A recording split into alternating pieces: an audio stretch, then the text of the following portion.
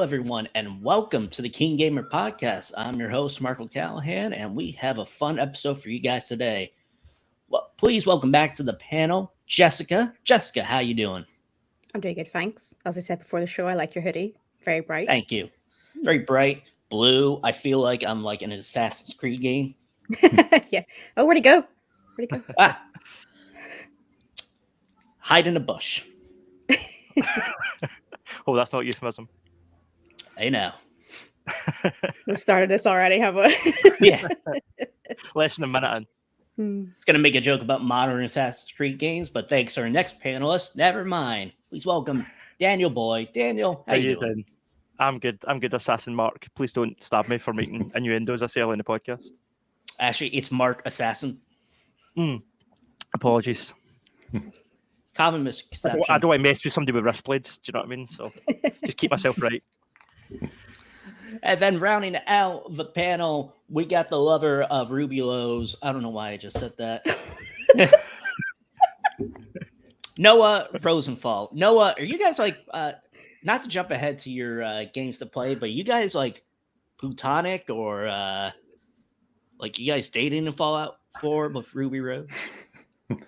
No, I tend not to project myself into the game.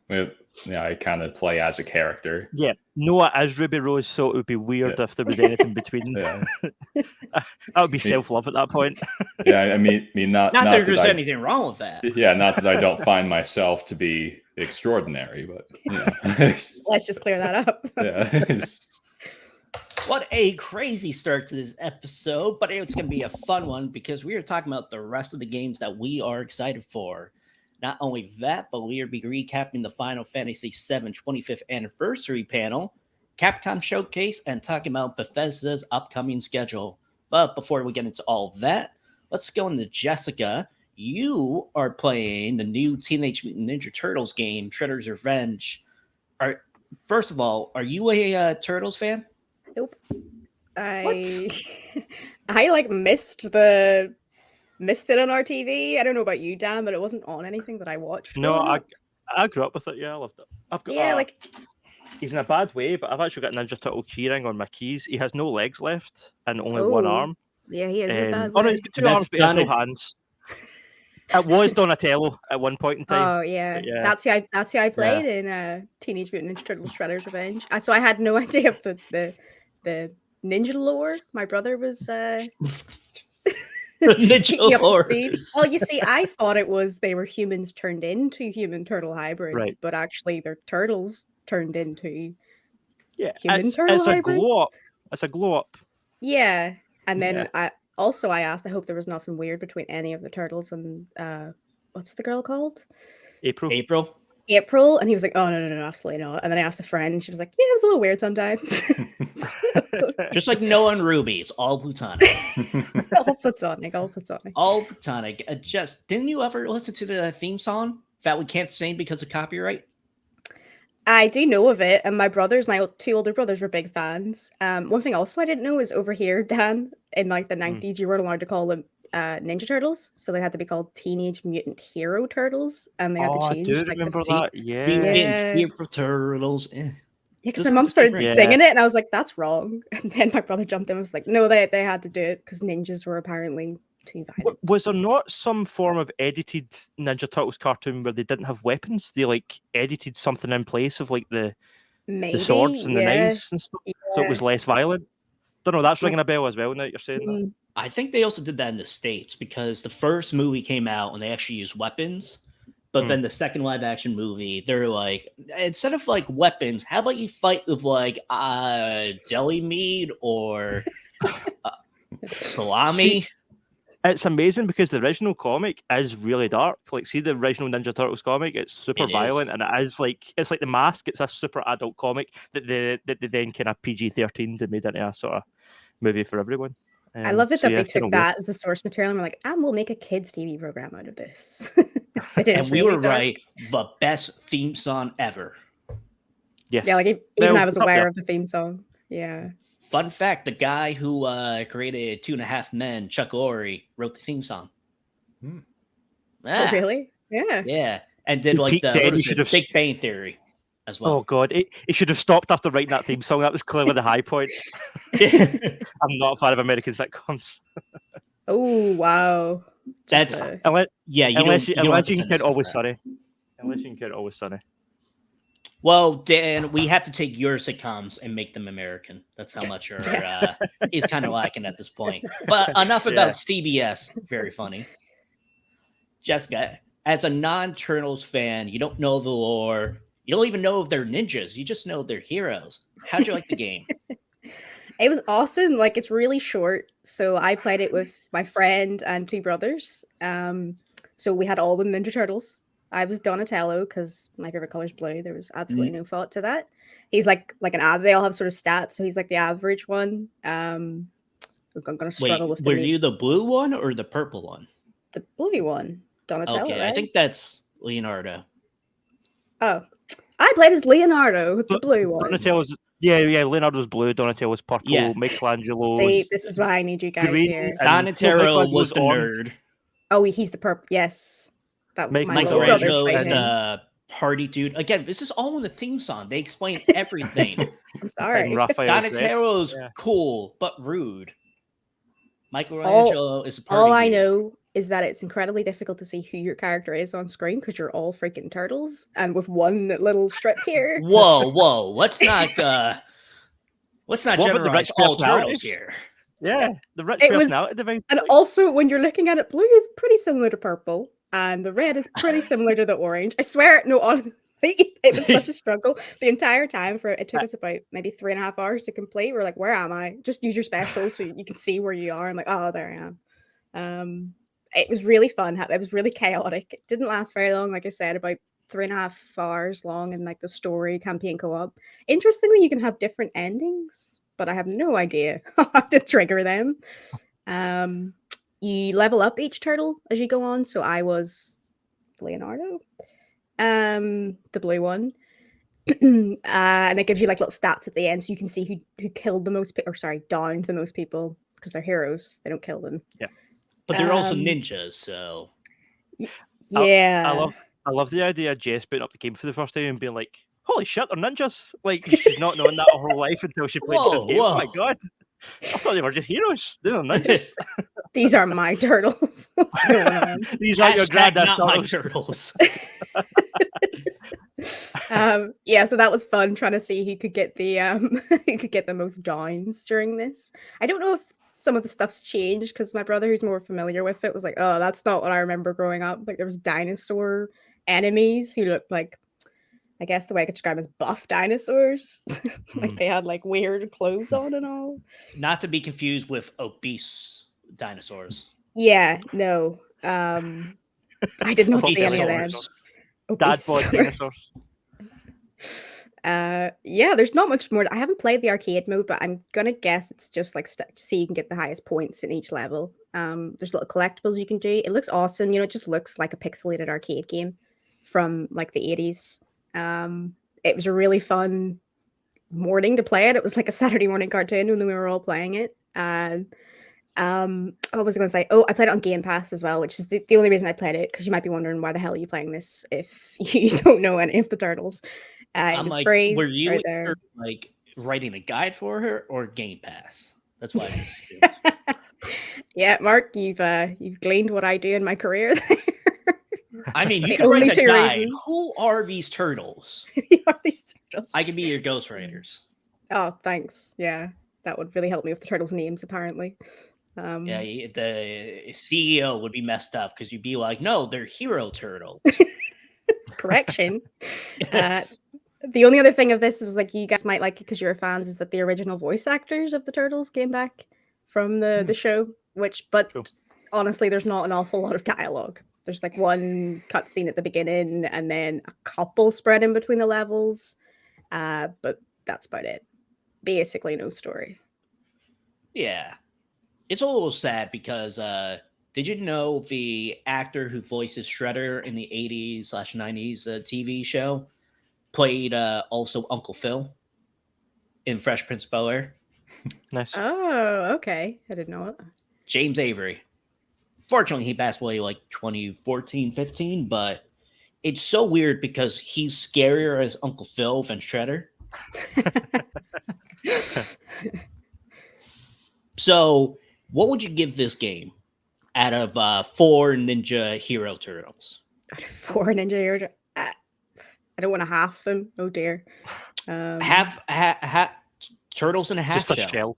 Heroes Just in a a shell. half shell. Yeah, I'd Heroes give and a it half shell. 2 turtles Turtle in a power. shell. There we go.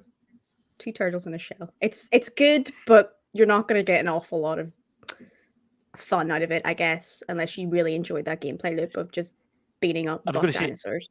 Is it replayable if it's so short? Is it something that you could go back and if there's different endings, go back and play Yeah, again? I maybe, guess or- so. I just personally, I didn't really feel like I wanted to go back in. I was curious Yeah. about what the different endings were, and I guess it would be fun to try and because I only played that one turtle, so I have no idea how the other ones played. Like, is it Raphael, the red one? Yes. He had like the most attack power, but he wasn't very fast. So I'm curious to see how he'd play. Oh, one thing as well, I loved it was really charming. You have to like taunt to build up your special move, and I guess it's all their personalities really do it. So my one, got to keep messing this up, Leonardo. He got like a swords and was just like, I'm ready. And the nerdy one got out a Game Boy and started playing it. What did the other two do? What did the orange one do? He's the I'm trying to Pizza, party dude. pizza, I would assume. He didn't eat pizza, actually, no. But Oh, that's that's your a health. surprise. That's how you Right. get everyone's health back in there. It was also very chaotic because you had to open the, like boxes, smash them open to get health, and that basically auto picked up the health for you. So you're like, oh crap, this person's about to die, and I've just picked up the health. it was a chaotic experience, is how I'd sum it up. And it was fun. I just personally don't really want to go back and try for high scores, but I guess if you like that like beat 'em up loop. Yeah, I should say sorry. It was a 2D side-scrolling like game. Like, God, I don't really play a lot of them. Like they did Mercenary Kings, the developers for this. They're called Tribute Games. They worked on that, and then some people worked on the Scott Pilgrim game as well. So they've had some experience of that. And I assume it lifts some of its influence from the classic arcade Yeah. TMNT game. Oh, Yeah. definitely. Yeah. Yeah. Like I've not played them, but I've saw them, and yeah, it's like you are playing like an arcade 80s Yeah. Teenage Mutant Ninja Turtles game. But yeah, really fun. Two turtles and a half shell. Turtle power. Now I'm gonna have that theme song stuck in my head. But moving on, speaking of songs, Dan, you have been playing Metal Hellsinger, which at first I'm like, dang, Dan has like the most masculine names. He's always playing. Another one. And then I Googled it. I'm like, oh, wait a second. I know this game. Well, I've just seen the trailers, but everyone's raving about it since Summer Game Fest. A couple people who played it during the play days were like, this is the game. So, Dan, what is your impression of the demo? Next week, I'm going to come on with a game called like Flower People 101 or something, like just something super cutesy, and you'll be like, what? But no, Metal Hellsinger. Yeah, I was super excited when I seen the trailer, and I've always been a fan of Doom, and this is quite unashamedly a Doom clone, except when you're playing Doom, it's always like this killer soundtrack. And I have myself thought a few times, oh, it'd be quite cool to have a sort of rhythm type game, you know, shoot to the music, kind of Baby Driver style, you know, like edited around the music. But how would they do that? It is very, I don't know, the rhythm side of it is quite loose. It's literally just like, well, no matter what song's playing, it's the same beat. It's like a 4/4 beat that you're shooting to the whole time. So, to be fair, in the demo, I don't know if the game's going to change it up eventually, but in the demo anyway, you know, so it is very much just you know, that's what you're shooting to the whole time, no matter what song's playing. But yeah, it's fun. Small arrows sort of appear and glow white on either side of the crosshair, which is when you're meant to pull the trigger.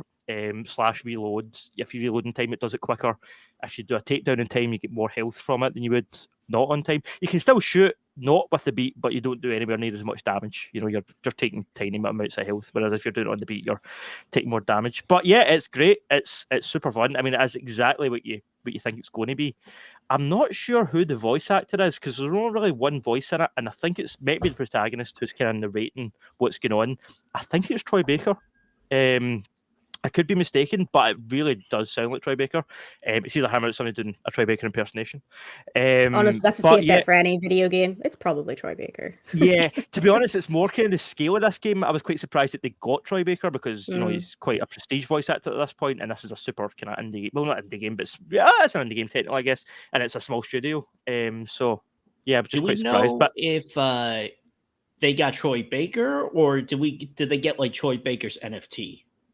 could have been. Remember Maybe it was a that soundbite. story? Yeah, Why yeah, would you that's bring right. that Yeah. up? The Seth Green NFT story, sorry to sidetrack, but that's keeping me going now, man. The fact that he lost his whole TV show because of that That's monkey. right. He can't do it because Anyway, someone stole yeah, it. it's Because it hilarious. was a phishing link, and then they're like, they stole his NFT, so he lost everything. I love Seth Green. Like, Yeah. it's Well, not and that this I'm is the like problem with happy that it NFTs. You're happened like, to I him, love you. Oh no. but it's like, come on, this even like- him has to say like that's pretty awesome. Yeah. That's irony right there. Yeah. I mean that, or he should probably like. Honestly, I would love a documentary all about that. Yeah, they should do that, 100%. But no, Metal Hellsinger was great. If you're a fan of Doom, you'll like it. If you're a fan of kind of any kind of music-based game like Guitar Hero or whatever, it's good fun. It has led me to wonder. Obviously, it's set in hell. It's very Doom-esque. You're fighting monsters. You're running through these literal hellscapes while this heavy metal music plays, which obviously goes with the aesthetic of the game. But it made me wonder what we should do, like a rap song or a pop song or a different genre. How would that feel? As opposed to every single song's screamo heavy metal music. Yeah. Which obviously fits the aesthetic, but it would just be nice to have maybe a wee bit more variety, in different types of music. But no, it's fun. It's a great demo. I would recommend checking it out, and I'm looking forward to the full game releasing. Now, are you a fan of heavy metal music? So I like some kind of light. I can't do screamo stuff. Like they see when they start doing that loses me. Bless you. I realize it's hard to do. Thank you. I realize it's hard to do, but I respect it, but it's just not my thing at all. But when you play Doom and stuff, it just makes sense, to have that sort of soundtrack going. Something else would feel weird, so you accept it when you're playing it. Yeah, if Ariana Grande was just playing over the top. Also, I love the fact that I don't know if you've watched the sort of trailer, and there's a wee guy talking about this game, and he was just like a Swedish Jack Black. He had the long hair, he was kind of chubby, and he was like, "Welcome to Metal Hellsinger," because they're like Swedish or whatever. Yeah, he was really cute. So I'm glad that the game's good, and I hope it does well. So yeah, it's good fun. If there's a Swedish Jack Black, does that mean there's a Swedish Tenacious D? Tenacious D? That's my Swedish accent. It's not the best.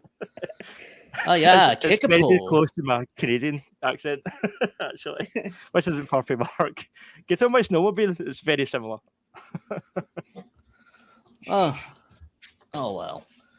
Do you know actually when the demo comes out? I mean, not demo. The full game.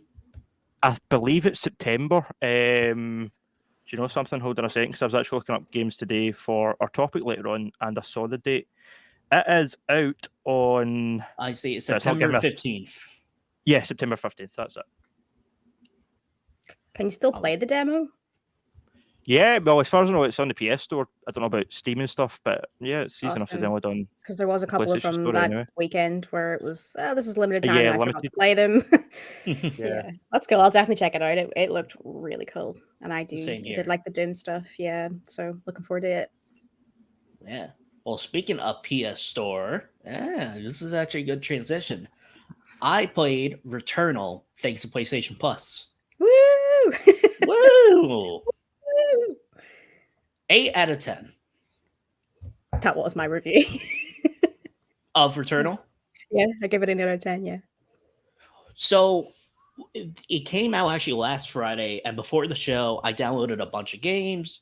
Returnal, Death Stranding, Far Cry 3, and that's it.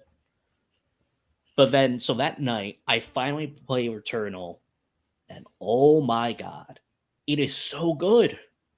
Yeah.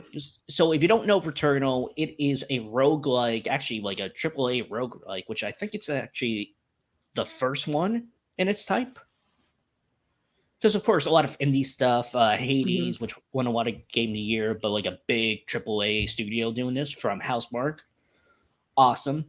So if you haven't played roguelike, each time you die, the stage changes, and you basically start back from 1. You can get like permanent upgrades, but like let's say you upgraded your weapon to like this shotgun blaster. You die, boom, you're back to your little hand blaster, which is not as powerful. But what I like about this, like the game, like peels back the protagonist. I forget her name, but Celine, already I believe. Celine. Mm-hmm. I don't know. Like I haven't played like that far. Like I just got like the melee weapon. Oh, I love that. It's basically a lightsaber. Exact. It's like a lightsaber but like a blade. Mm-hmm. It makes the best like dual sense sound as well. And speaking of the DualSense, so as soon as I picked up the controller, like what I love about the PlayStation 5 is that DualSense. And by the way, if you have not played Astro's Playroom and you've had PlayStation 5, come on, play it. It's the best tech demo ever. Granted, I only played one tech demo, but hey, that means it's the best. And it does such good work, like the haptic feedback and making you feel like your environment with rain or a metal like area. As soon as I played it, it felt like everything was coming to life in my hands, which I've been desperately wanted. Like there's some things like Horizon, it does make you feel like you're pulling a bow and some metal parts, but other than that, like it's good. But this is like, no, this is a PlayStation 5 game. Let's go all out. That's And it exactly how I does. felt. I don't think I've ever seen a better implementation of the DualSense so far than Returnal. And like the way you have to, what is it? You half hold down one of the triggers to shoot a certain way mark, and you pull all the way down to do an alternate shooting thing. And the way the Yes. sound comes from the DualSense to tell you when that's ready, it all just came together. It sounds a bit, oh, I've only got to half hold it down and then all, but once you get used to it, it's incredible.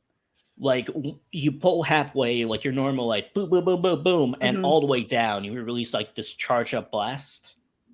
Yeah. So they recommend like, hey, this game uses 3D audio. If you have headphones for it, we highly recommend you play it. And I have the official PlayStation 5 headphones, and I don't get to use it that often because sometimes like it's like what is it? Actually, recently like the Corey, just to kind of feel like immerse, but it's not really that necessary. Returnal, I feel like you need to play it with that headphones. If you don't, really? I mean, that's cool, but it's like, wow, like I can't go back to like, you know what? I'm not gonna play with the headphones. Like once I'm suckered in, it's like, all right, you got me. That's really good because I actually didn't play with the headphones and I still felt like the sound coming from the controller is really good. So next time when I dive back in, perhaps do that DLC, I'll take some of the headphones and use that for the audio.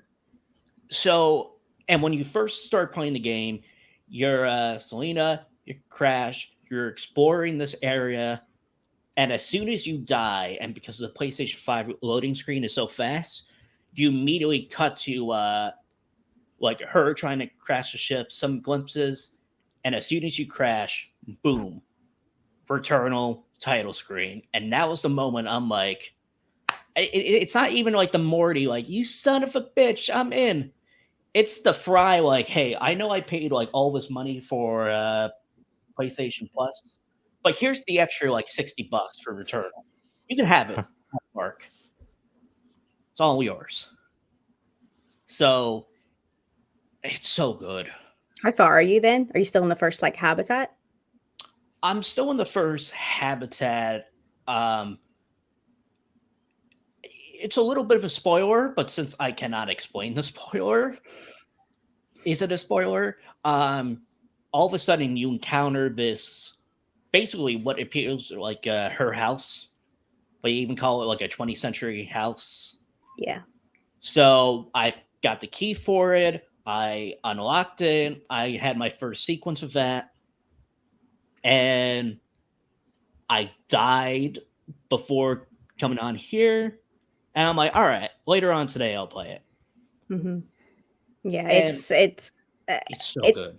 For me, like I would have given it a 9 or a 9.5, but there's a point in the game, there was this whole stuff around it where you had to put it in the rest mode if you wanted to continue your run, because the runs in this compared to runs in other roguelites are really long, like it's hours, Mark. Especially, and so when you die, like in like the third habitat, and you're like, oh crap, I've got to do another 2.5 hours to get to where I was here with a decent weapon. it gets really repetitive. And for me, it got incredibly difficult. I had to rely on like 3 or 4 revive items that I managed to like accumulate. It's luck based.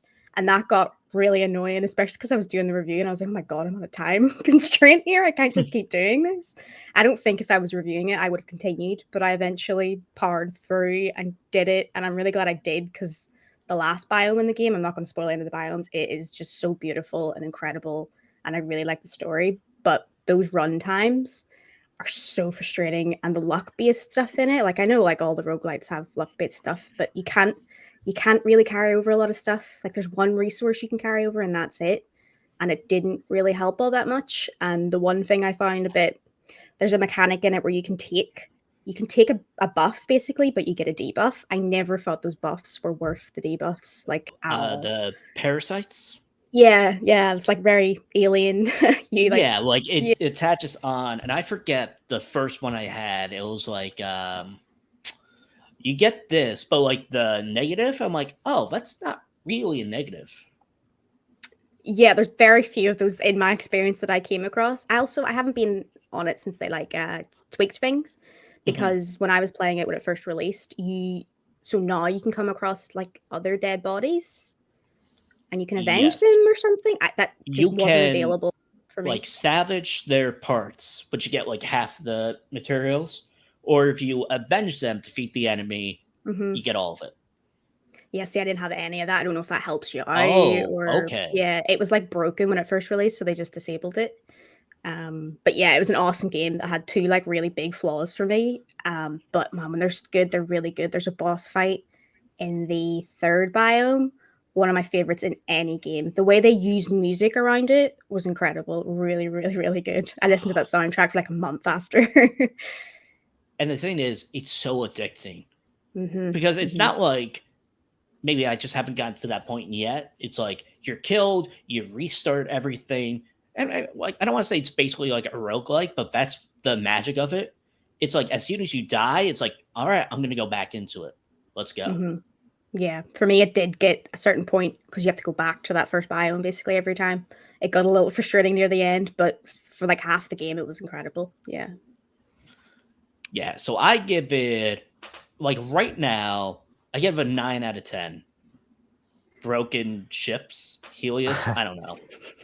I couldn't say, like, I give it 9 out of 10 astronauts.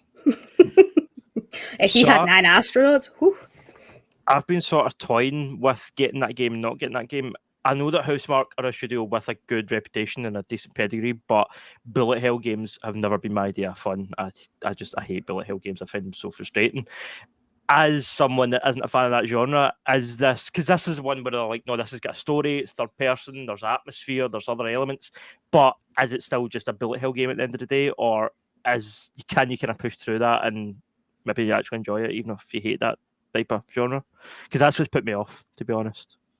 So what I would say for that is there is definitely like moments of that, and maybe because I haven't got to like my first real boss fight of that extreme. What I would say is, and this is just overall the new PlayStation Plus, I say highly recommend it for at least the extra, which is like the middle tier, where you get the PlayStation 4 and 5 games.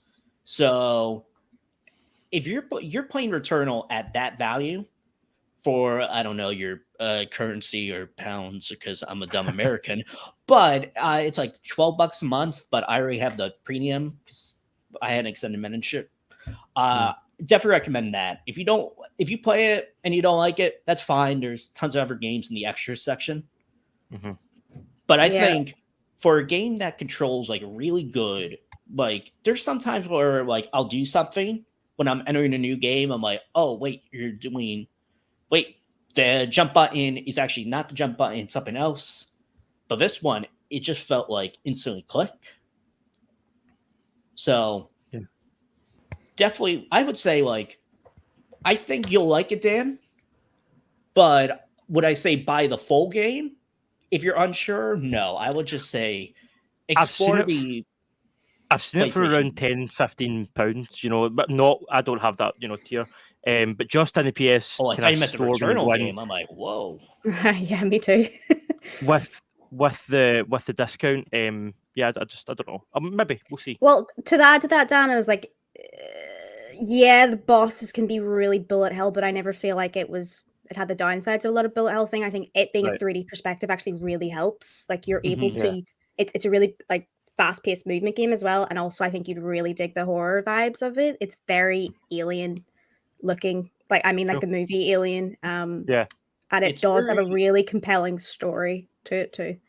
It's very Aliens, not just the first one, like the second one of like that high tense action meets like a little bit of like a Lovecraftian feel. Yes, like cosmic horror. Yeah, that's what I say. I'm looking at some screenshots just now, seeing some 8-legged creatures. But I don't know, just see all the purple balls flying towards the player. It just, even that image just gives me a headache. Yeah, it can get a bit, especially if you're stuck. But honestly, this is one game where, because I'm not really a huge bullet hell fan either. But Returnal specifically, it's one of the games that made me like a roguelite fan. Like I was like, oh, I'll check out this roguelite because I really like Returnal. I think the closing thing in it it's just as good as people are saying it is, even if you're not a huge bullet hell guy. And this is like, I feel like, granted, I have not played the new Ratchet and Clank Rift Apart. I'm just gonna pay the patient game and just be like, all right, maybe this will go on PlayStation Plus in the future. But I feel like this is the best exclusive PlayStation 5 game. So take that for what it's worth, but I give it a 9 out of 10 broken spaceships. But yet again, you have to restart for each cycle, so that's confusing.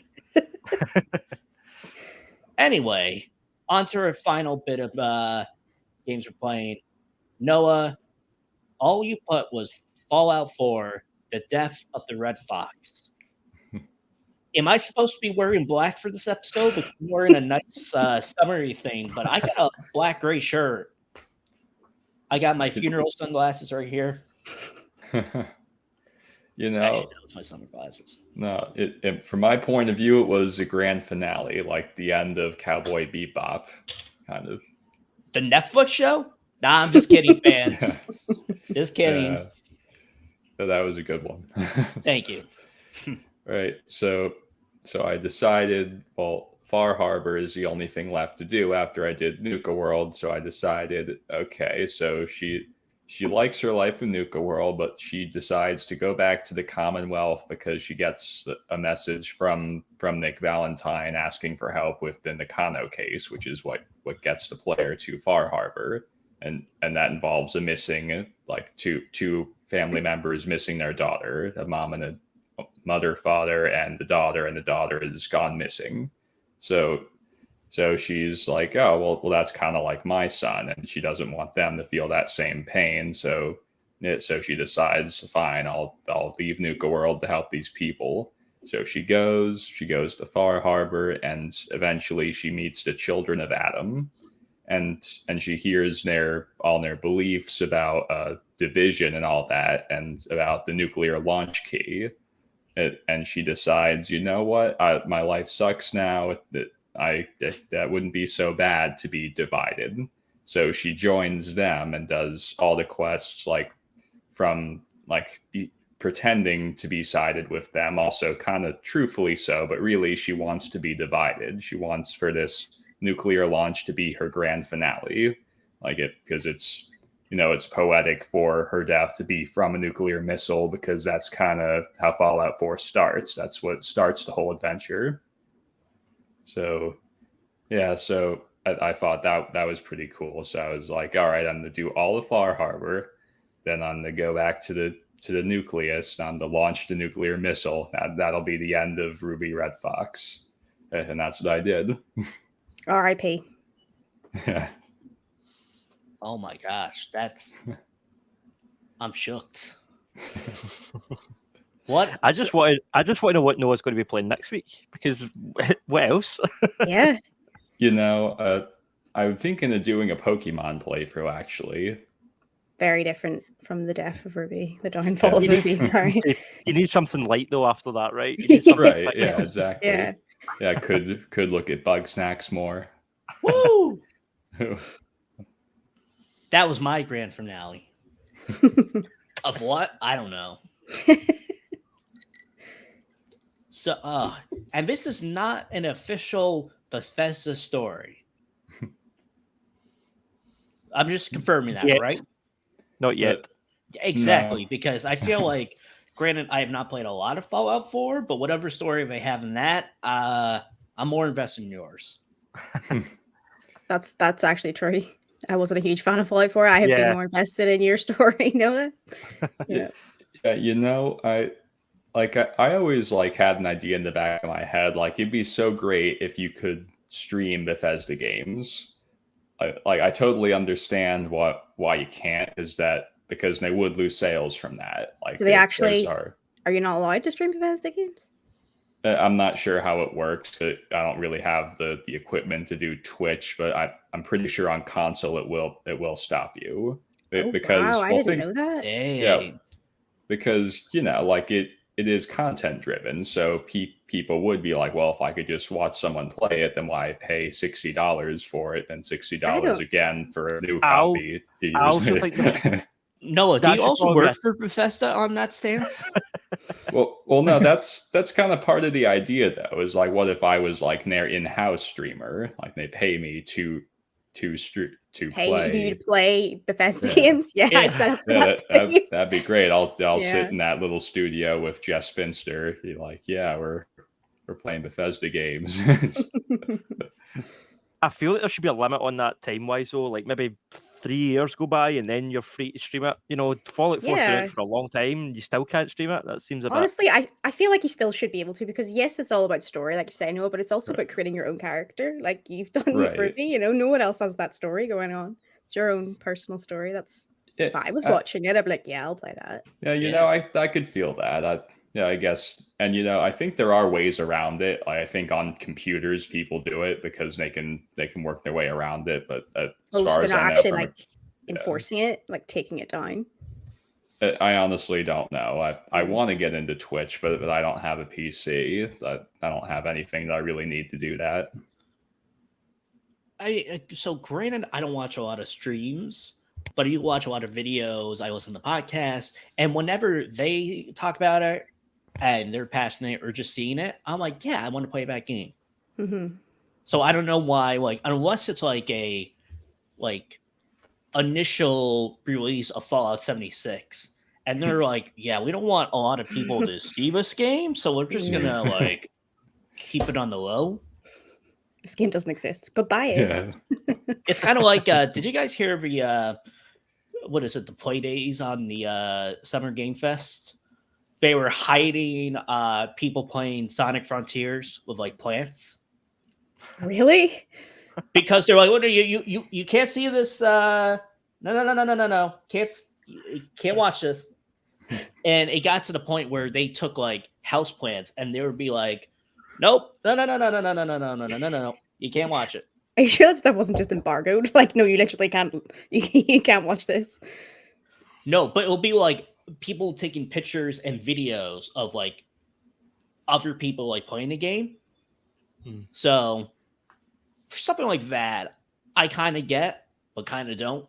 Why show off the demo? This is exactly. awful. It's you're not proud of it, but it's wait a second. So why'd you want to show in the first? I don't know. It's you got to turn in an assignment no matter what way, what shape it's in. Well, we promised a demo. Here you go. It's like if I wrote a paper and my professor's like, all right, Mark, you're up to speak. It's like, no, I'm not up.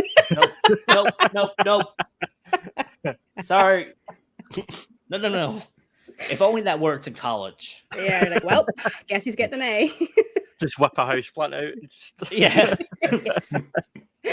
You see, I would have done a lot better in school if I just had that cactus right there. Be like, nope.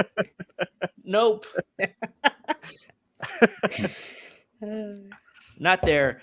As Jess and I were talking about before the show, working in the game industry, kind of a tough job. And it all depends on what studio. Some of them are awesome. Some of them are not. Some of them are Activision. Yes. Well, I was thinking of what was that Eclipse? But I'm I didn't want to throw out. Was I right? Yeah. What's their studio name? Oh my god. Quantic Dream. Quantic Dream. Yeah. Quantic Dream. I'm like, was it? Yeah. Oh, okay, Eclipse was the Star Wars. I didn't want to be like name a studio and be like, no, that's actually a good studio. I'm like, I'm the worst. I don't know how we got to this point. Maybe I'm just grieving over Ruby, but Grief makes you do funny things. it does. Like going on nonsensical rants and houseplants. Anything else before we close the chapter on Fallout 4, Noah? Well, I will say that she is definitely one of my favorite characters. Yeah, great playthrough, great to play as her. I love how I made her so over the top snarky. Like her whole personality was perfect. Like when she walked in and told the Nakanos that she had found their daughter, like she was so insensitive. She walks in and says, "Didn't you hear? I've been crowned free queen of Far Harbor. You may bow." And I'm like, that's great. Wait, that's how she sounds? Well, she was being sarcastic, like doing doing an obnoxious Boston voice. Anytime I do hear Far Harbor, I always just think Far Harbor. I can't read it any other way. As a one meme I saw, people, hey, where do my khakis go? And then Boston people, and it's a picture of card keys. Okay, you got it. I'm like, I would do my Boston, but it involves a lot of cursing. Go Pats! Did you hear? Where'd that come from? Ruby?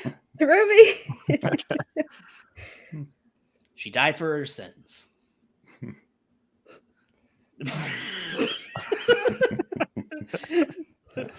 Oh, okay. Let's have a little moment of silence. Okay, that was good enough. Ruby, we'll miss you. And that was the games that we've been playing.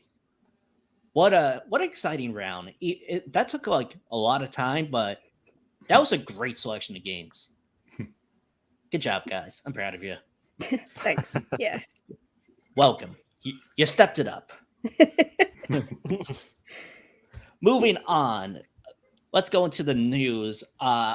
First bit of news I'm really excited for. So on Thursday, I'm pretty sure it was Thursday, we had our Final Fantasy VII 25th anniversary panel. It was only 10 minutes, and to be honest, I wasn't expecting anything because Square Enix. Oh, wouldn't that be cool if we got like a Remake Part 2 teaser?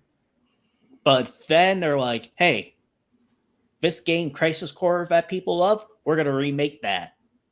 And everyone who loves Final Fantasy VII was like, this is awesome. And I'm like, I recently played it, so I'm going to be happy too.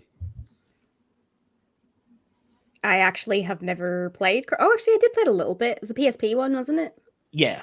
I played it a little bit. I wasn't like a massive fan of Final Fantasy VII growing up. I always preferred like 8, 9, and 10. Huge fan of the remake. So I'm excited to see what they're going to do with the remake of Crisis Core, not a remaster, remake. Yeah. And it was shocking because it said coming in this winter, which we'll talk about it because I really want to break down these seasons because they revealed Remake Part 2, which will be called Rebirth or Reunion? Rebirth. There is a Reunion game that they announced. Too many R's. Maybe it was the Battle Royale one. Actually, I think that actually was probably it. Or maybe it was crazy. I don't know. But they announced a great teaser, and they announced next winter. So, guys, I want to ask, what is next winter? E1 2024. Like, what is this? Like, they're not announcing a year. They're being like... That's pretty vague. Vague, but it's like, if they say 2023 and they delay it to 24... people would be like, I knew it. Oh, did they actually say next winter? Oh, yeah. I'm not joking. Winter 2023? No, they just said, like, I'll pull up the... One of the winters. Winter sometime. Yeah. It's coming winter. When? What year? Oh, he's still in, probably. Yeah. And it's like, what is winter? I'm dead serious. Because, like, are you talking about, like, technically winter? Or are you talking about... November that feels like winter? Like, Yeah, they have given themselves a little leeway there. I'm like, it could be December, it could be November, maybe it could be December, but it could be January, February. I get why they didn't do the year now. Okay, so the reunion is Crisis Core. Okay. I'm not pulling up for the video. So Crisis Core, quote, available this winter. Oh, this winter. Hmm. Yes. So not even 2022, guaranteed. Yeah. And I'm like, but isn't this winter like? Can you include like December? Yeah. Technically, winter is December, January, and February, right? but also a little bit of March. Mm. Really? It's like technically it's we're in March spring. But sure, yeah. I feel like we're on their board going, we could calm them. We could bring it out in March and say technically that's winter. You see, I love how some fans are really breaking this down, like the trailer, and it's like, what is Sephiroth doing? Why is Zack there? And it's like the Charlie Day meme. Yeah. But with me, it's like seasons. Yeah, we've got the Charlie Day meme, but it's when is winter? I'm dead serious because they have me. This isn't even a bit. I'm really confused. Like, so I've just googled it. On the northern hemisphere, winter runs from the 21st of December, so almost Christmas, to the 20th of March. March 20th is still winter, apparently. They've got their out. So everyone's like, "Oh my god, next year for PlayStation's gonna be so stacked. We got this, we got Spider-Man 2, and we got Rebirth." And I'm like, "Do we?" I don't think we do. I don't know. Noah, you're an Eastern guy like me. What do you make of this? You know, I think being vague is like we don't know, so we're just gonna give them a season. But they're perfectly vague because if they say like it's coming March 2024 for Rebirth, can you really be mad at it? I think no. Yeah, I'm not sure. Yeah, because it takes how long it takes. I like that this is what you're leading with, Mark, and not the direction they're going with Rebirth. Like this is your. I swear this is not a bit. This is really like frustrating. Like I've been waiting to talk about this because I'm in the Discord and everyone's talking about like. So, actually, before we go into all that, has anyone played? Jess, you mentioned the remake. Has anyone either played the original Final Fantasy VII or the remake? Yeah, both. Nope. Noah, I haven't. So it's funny how we mentioned like streaming and how while watching something makes a difference. I always shout this podcast out. Post-show recaps. Great friends of mine, Josh Wigler, Brooklyn Zed. So Josh has been playing Final Fantasy VII since it came out. Brooklyn Zed, they have not. They are a newbie, so they're playing it together. So Josh is guiding Zed first time. So that's how I got introduced to it, and I've been a fan since, including Crisis Core. So I'm really excited about this. If I can only just figure out the season. Yeah, piggybacking off that remake, Final Fantasy VII Remake is, I don't want to call it my favorite Final Fantasy game, but it was incredible. And it has my favorite combat system. And it looks beautiful. And I haven't even played the PS5 version yet. And I wasn't, like I said, I wasn't a huge fan of the original. Like I played it, but I prefer the other ones. So I'm excited to see what they're going to do with Rebirth and the untitled third game in this trilogy, because they are definite. Like it was not hinted at. They were definitely going a different direction at the end of Remake, but now they're like, no, it's not slightly different. This is going to be like a lot different. So I'm personally pretty interested in that. But if you are like a huge fan of that original core story from the original game, I get why maybe you'd be a little frustrated with it. Like, well, I just wanted a remake of the story that I loved so much. So, as someone totally out of the loop, I remember when it first got announced that year at E3, it was a big deal. And the original plan was to release it episodically, and then there was all this backlash. So, I'm a wee bit confused. Is that whole remake out already, or is what's coming out part of that episodic release? So, it's going to be a trilogy. The first part has came out, but it only covered like this first little section of the game. And Right, now so they're that Yeah. trilogy, when it's finished, will be the Final Fantasy VII remake. Yeah, and completely. as far as I'm not mistaken, Mark, that's just them saying that now that it was going to be a trilogy, because before this everyone was speculating, well, how long is this going to take if the first game was Mhm. just Midgar? They never announced it like until now, until this panel. Which, by the way, that panel, if this was released during Summer Game Fest, Hmm. this is a 10 out of 10 panel for me. Mhm. Yeah. And some surprises I wasn't expecting, nor never like everyone's excited about Crisis Core.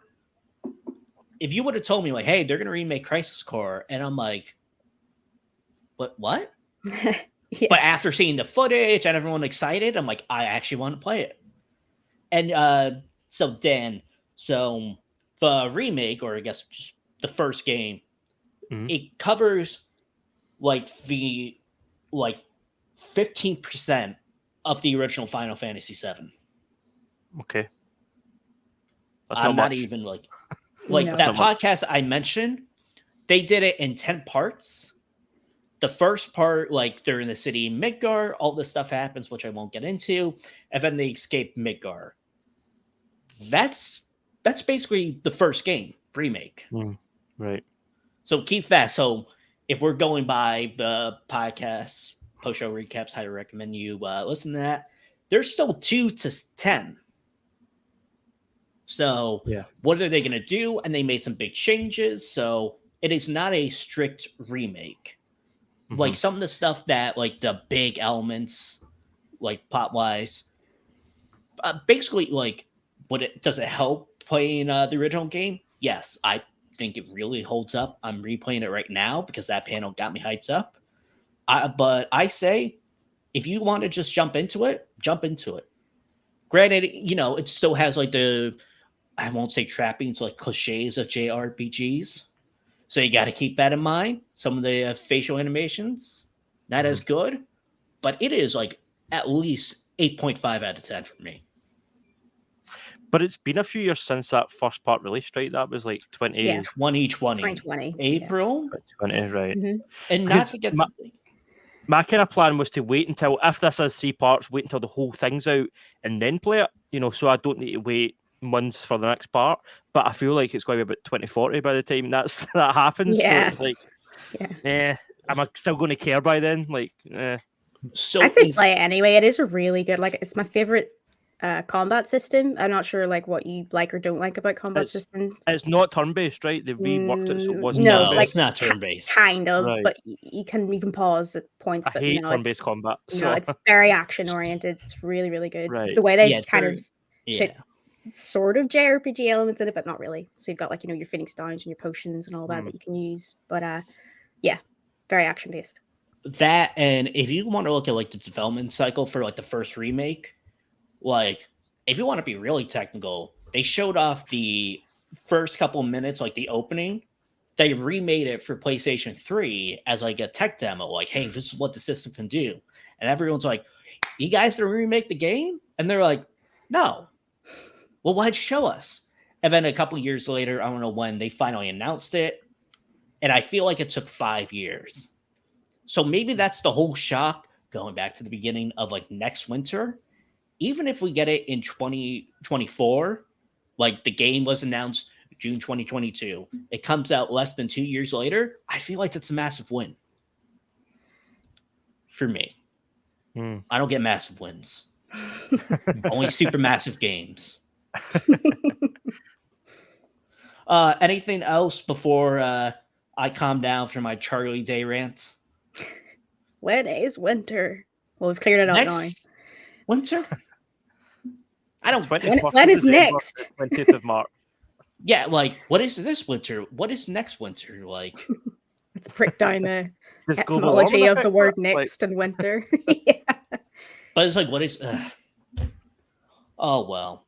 So let's go on to another panel that actually was recorded right after we recorded last week's episode, and that is the Capcom showcase. They showed off a lot of game. I actually believe like Street Fighter 6 might have got some mention, but I feel like the big things were Monster Hunter, which I'm not really a fan of, and Resident Evil. And luckily, we have a fan of Resident Evil who really wants to talk about it. So go ahead.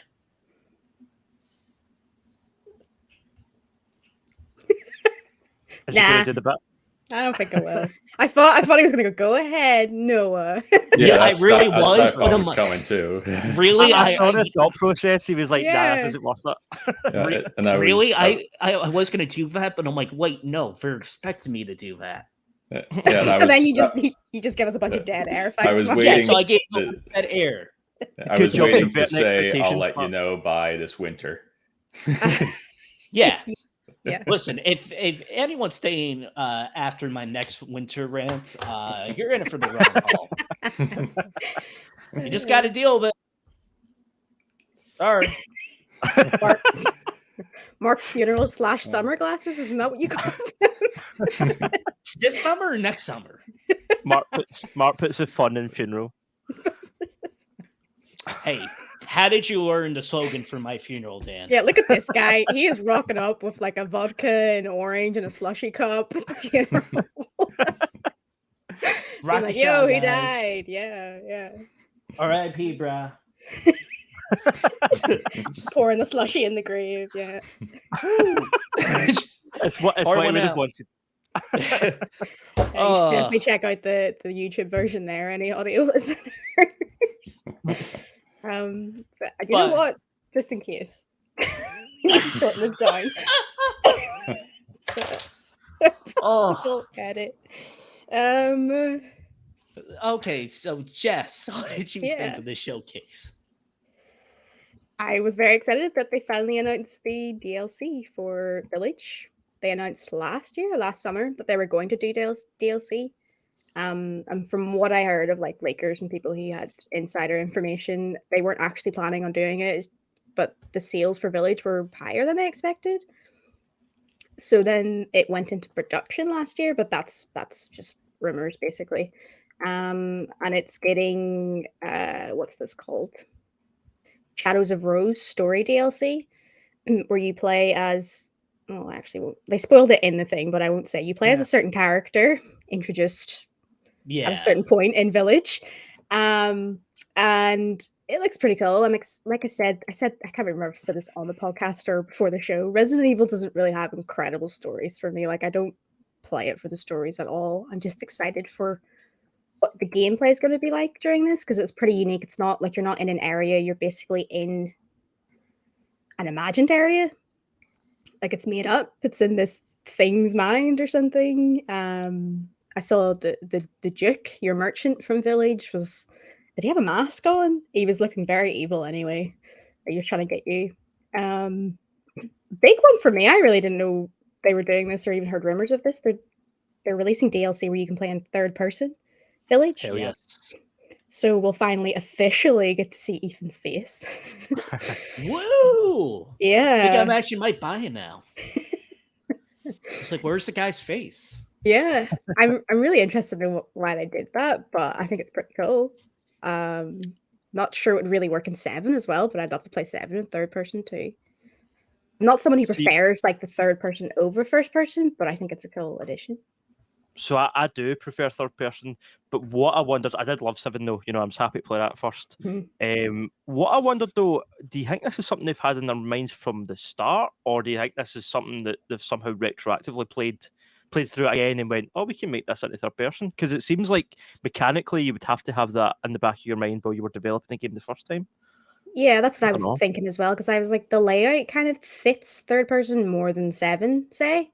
So maybe they were like, yeah, and the possibility this does well, we could release this as DLC. But yeah, because it would be strange, like, if the third game in this Resident Evil trilogy just changed to third person. Like, I don't think it's going to, but perhaps when it comes out, there'll be an option.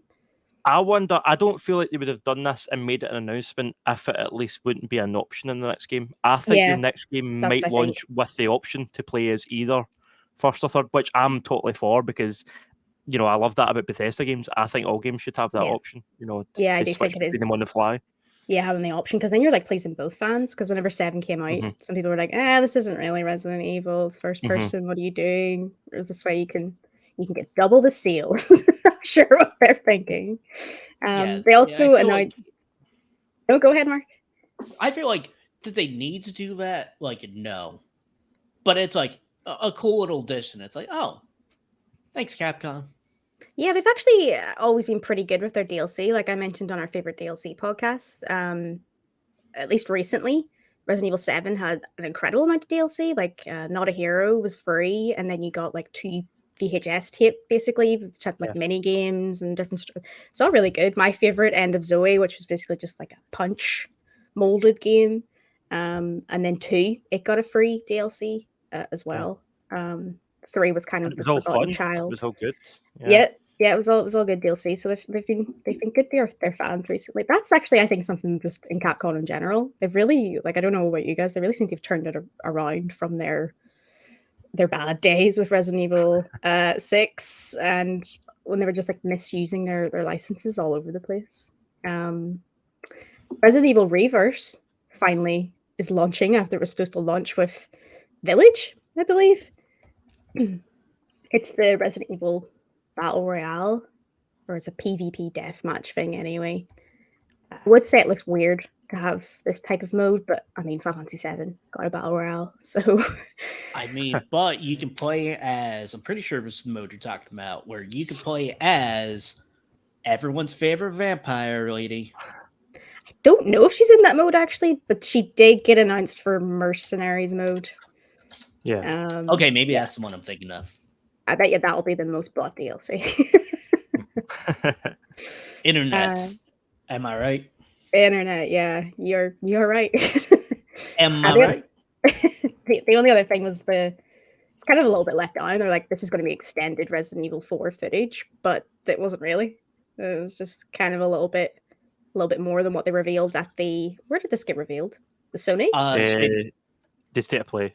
I think it was the beginning one. Yeah. Yeah. So for me, I was just like, yep, you're remaking it. Although everything about it sounds like they're making it for me, because I wasn't a huge fan of 4.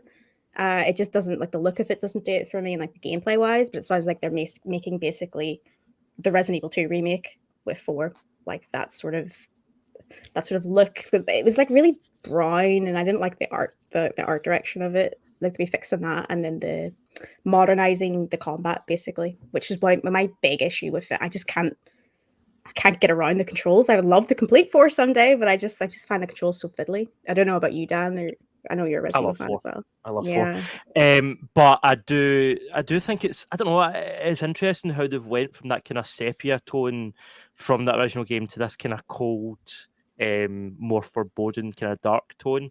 I wonder if it speaks to the fact that they're possibly going to do away with some of the goofiness, because in past Resident Evil remakes, and Resident Evil 2 especially, a lot of those goofy... There's still certain moments that you're like, oh, this is a Japanese horror game, but there's certain points, that are just super dated and goofy and cheesy that were taken out and sort of replaced with some more kind of semi-serious dialogue. So I wonder if that's maybe why the aesthetic has changed to go with that for this new remake. Yeah, maybe. It was reminded me of Village, only a little darker. So perhaps it was to try and not reuse assets, but you get what I mean. Like this worked here, so maybe it'll work here as well. Same skybox. This announcement made me happy because Resident Evil 8 was my next purchase for the PS5, because it was one of those games that I was holding off. I'll wait until I've got a PS5 to play this. I've got my PS5. I've been working my way through that backlog, and Resident Evil 8 was next on the list. And then this announcement happened, and I was like, well, brilliant. I'll just work my way through my backlog and get this in October when it drops with all the DLC. I think it's the Gold Edition or something they're calling it. So I'm happy to wait for that, and then play the whole thing. It'll be good. I'm looking forward to it. Awesome. Yeah. I feel like this showcase, like, this is one of my, all right, I want to get into Resident Evil. So I highly recommend you do. Stay tuned, as Jessica will eventually guide me through it. Have you not played 7 or 2? I've never played any Resident Evil. Wow.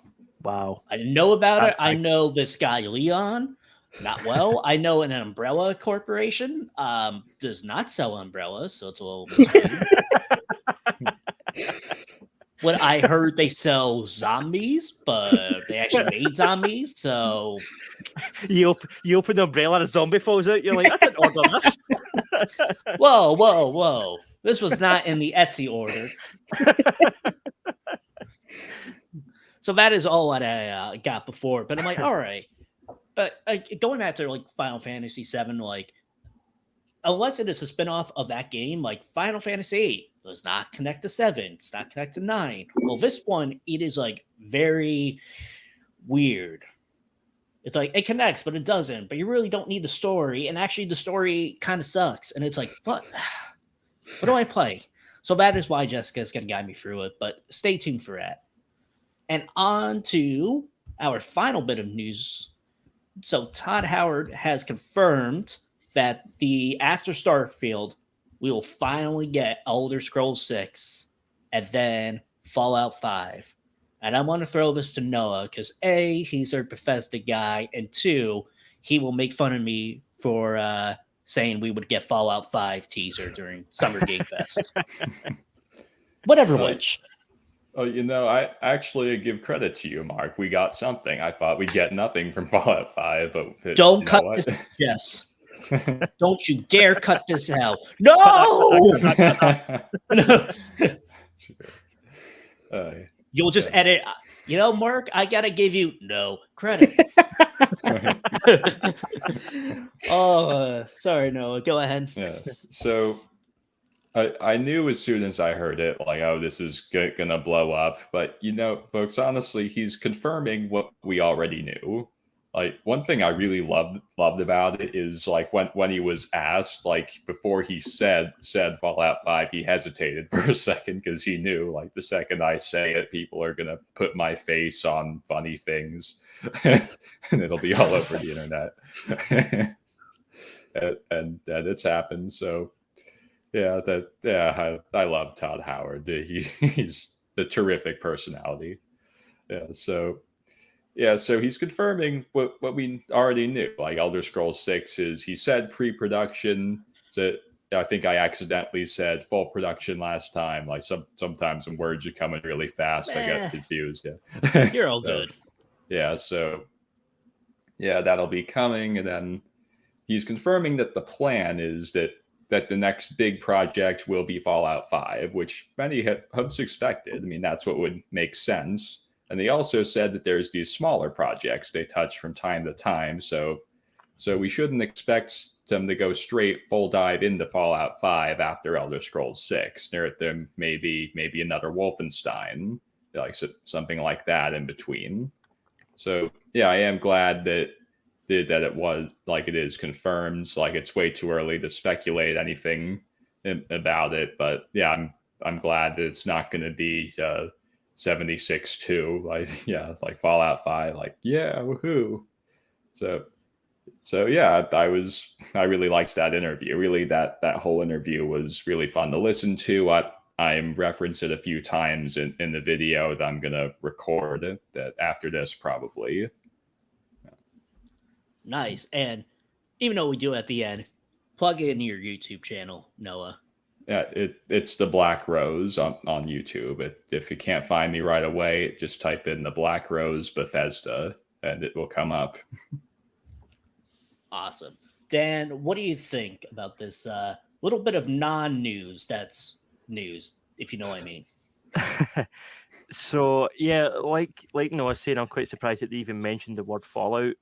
Although it does make total sense that although it makes sense on their sort of release rollout to do Fallout last, Starfield, then Elder Scrolls, then Fallout, it also makes sense in my eyes because I think we have to build up a bit more goodwill with Bethesda before people are going to. Don't get me wrong, if they announced Fallout 5 was coming out next week, it would still sell billions of copies.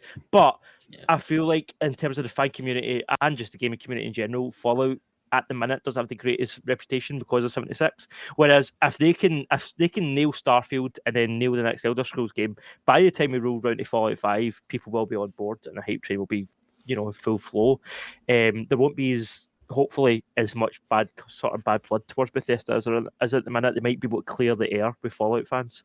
But I love out of the two franchises. I like Elder Scrolls, but Fallout's always been my favorite. So the fact that there was news of it, I was buzzing about.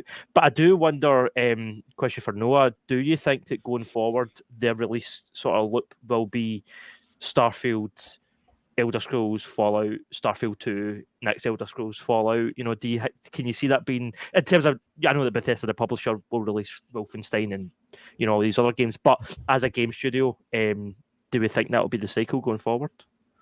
So I'd say I'd expect that to at least be the next cycle. I do anticipate there probably isn't another new massive project like Starfield coming between them, and because it has been so long since Skyrim changed the world, I think yeah, you're right on the money there, and they probably do want to shorten that gap for the next cycle, and especially since it's taking so long now. Companies are, like 343 Industries plans to update Halo Infinite for a decade, so with those gaps kind of changing, yeah, I think the next cycle they'll probably just repeat this one. Then they'll start going into new projects, things like that. Do you think, maybe it's not something I thought of even until right now, that with Microsoft purchasing them, do you think Microsoft would be like, okay, we'll just give you more people and perhaps we could lessen the development cycle of rotating those 3 games? Or do you think they're just going to be, I know their whole philosophy is hands off, but that's sort of just like, here's more help, try and get it out? So I talked to Mark a bit about this last time. I'm really very curious about how that relationship is going, because especially the Rockville studio does like to keep things small and within people they're comfortable with. So they will be hesitant to trust a whole lot of new staff to core games like that. But I kind of feel like they're going to have to. I think Microsoft is going to keep pushing for it. I think Pete Hines will keep pushing for it. And I think if they don't say yes, what'll happen is they will just sign on with more spin-offs. They may shoot for a sequel to New Vegas, something like that, and maybe revive Elder Scrolls Adventures, something like that. Which people wouldn't hate. I mean, I'd give those games a try, but I'm very curious about how that is working internally right now, because to me it seems like it may have a rocky start, but they're all professionals, and I think they'll figure this out. Yeah, Jessica, what you said is what I basically echo to Noah. Not so much it's like, hey, we're going to be a lot more hands-on, but it's like, hey, you need resources? We'll give it to you. Yeah. So who knows if that will change the developmental cycle or whatever, but we'll wait to see. Anything else, Noah, before we move on? Nope, that's all for me. What about you guys? Jessica, Dan, before we go to our main topic? Do you think Noah will have grey hair before Fallout 5 comes out? Because that's my real question. This is our predictions, our hair predictions. Will we be receiving our pensions by the time Fallout 5 drops? That's the real question, I think. I would ask, will I still have hair when Fallout 5 comes out? But yet again, next year, will I still have hair? Oh. Let us know in the comments down below. Just their predictions. Yeah. Get the bets in now. Hair pool. Yeah. Does Mark need what's that? I don't know. The FDA just announced like this new hair loss drug, whatever. Like officially, like it will reverse hair loss, and it's like, well, Mark spent $200 on 1 month supply.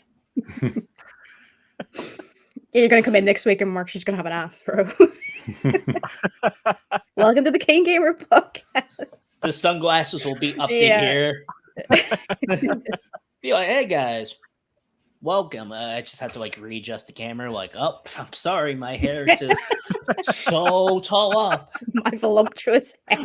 Yeah, I'll come in like Fabio locks. Like, hey guys, welcome to the podcast. And Jess, every time you'll have to be like, all right, guys, we gotta. Mark is over the moon with his hair. We gotta cut this out. Cut this out. Wave the hand. Anyway, that was funny, but I'm like, oh yeah, my genetics kind of suck. No offense to my family, but not good. Anyway, let's move on to something that is good, games. Because isn't that why you came here for the podcast? I don't know. Nah, But it was the Afro talk. it was Yeah. always the Afro talk. But we are excited because I feel like for the first half of this year, which I don't know how to phrase this, I've been trying to think of this all week. The first half to the first half, aka January to March, huge. We got Okay. Pokemon. Yeah. Oh, what did you think I was trying to say, Jess? I don't know. Good answer. I know That's not. actually that's actually a probable answer. You just So, don't like- know. So like Q1, is that what you mean? Oh, yeah, that's a lot smarter. I was trying to say like the first half to the first half. So would that mean a fourth? I got you. And I got you. and Jessica's Yeah. like, "Do you mean this commonly used term in business?" Like, yes. So Q1 had Pokemon Legends, Horizon Forbidden West, and probably the game of the year, who knows, Elden Ring. And also Kirby, where you got to be a car. That's pretty cool. Kirby, Dying Light. Oh god, there was so much. I don't know. It was just Ghostfire Tokyo. Ghostwire Tokyo. But I feel like, or as something that Jessica would call Q2, also known as the other half to the first half, I feel like it's slowed down. And we've been talking on the podcast, is anything going to challenge Elden Ring? And I feel like, who knows? But I feel like this is not really a game of the year discussion. This is more of like, what games are you looking forward to in the back half of 2022? Because I feel like there's a lot coming out that might actually surprise you. So I'm going to start with Noah. So we're going to all choose 2 games we're looking forward to, even though I didn't really clarify this in Slack. Like, has to be coming out this year. If it's unofficially like coming out, like no hard date, that's fine. Any DLC, whatever. As long as it's this winter, or is that next? Who cares? Noah, let's start with your number 2. What game are you looking forward to the second half? So I'll start with the one that's a bit less predictable so we can build some hype. So I'm excited for Pokemon Generation 9, Scarlet and Violet. Ooh, I know you're a big Pokemon fan. Is it because it's Pokemon or anything like reaching out to you being like, oh, that's going to be a hit? You know, I like the idea of a bigger Pokedex. That's really the thing I'm looking forward to. To me, the thing that keeps me playing it, you know, now that I'm a man, the thing that keeps me playing Pokemon is catching new ones that I've never seen before and imagining what they'll evolve into and watching them evolve. That's really what draws me in. So I like that they're shooting for a bigger Pokedex. People are theorizing maybe like a Hoenn-sized dex, like 130 to 140 Pokemon, which is a generous size. And hopefully there's branched evolutions. There's maybe a new evolution. I like the ones I've seen so far. Smoliv and Palmy, and I can't really remember the third one. The Chonk. Yes, it's Don't the forget Chonk. it. I was messing with Jessica because it was fun. Yeah, I couldn't resist. I saw the trap and I was like, the Chonk. So the rumors about Lechonk is that it's going to evolve into like a pig, like a feminine pig, like a pig with makeup on it, because one of Riddler Koo's tweets was like a pig with like eyeliner. Like Miss Piggy. Yeah, like, so I'm like, I'd go for that. Recently, they've been doing a lot of more kind of more gendered Pokemon, like Primarina, the starter, and Alola is like, it's very, very feminine. And if I am correct about Sprigatito's final evolution having a mustache, that'd be more male. Yeah. Because isn't that what we want in Pokemon? Gender stereotypes. Yes. Yeah. My concern is more like it is interesting when they do these different designs because sometimes you're like, this is just ice cream or this is just a chandelier, But then people are weird on the internet. So Yeah, and they do Yeah. push things What? a bit. Yeah. Name one example ever where people were weird on the internet. I dare you. let me just go find the Wikipedia entry, Uh, which is like 2 terabytes in size. uh, It's like weird people on the internet. It's like, didn't we just talk about the big vampire lady that everyone fell in love with? Yeah. Yeah. So anything else about Pokemon?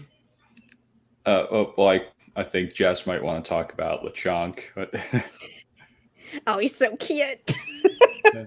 I do really like that design. I like how it's so rounded rather than a full oval. So yeah, it's very. Do you know who you're going it's to pick as your creative. starter? Ooh, that's tough. Probably Fuecoco. That's probably what I'm gonna pick. I'm going to go for Quaxley. I saw someone refer to him Quaxley. as an arrogant duckling, and I'm like, Yeah. that's Oh, that's the so General Quaxley. Duck. Yeah, General Duck. Admiral Quackins. Oh my As god, someone that out was there, a look, those names are incredible. You just silly to make stuff up, and I'm like, yeah, this is good. Squid McFace Joe. Sure, yeah, I'm that.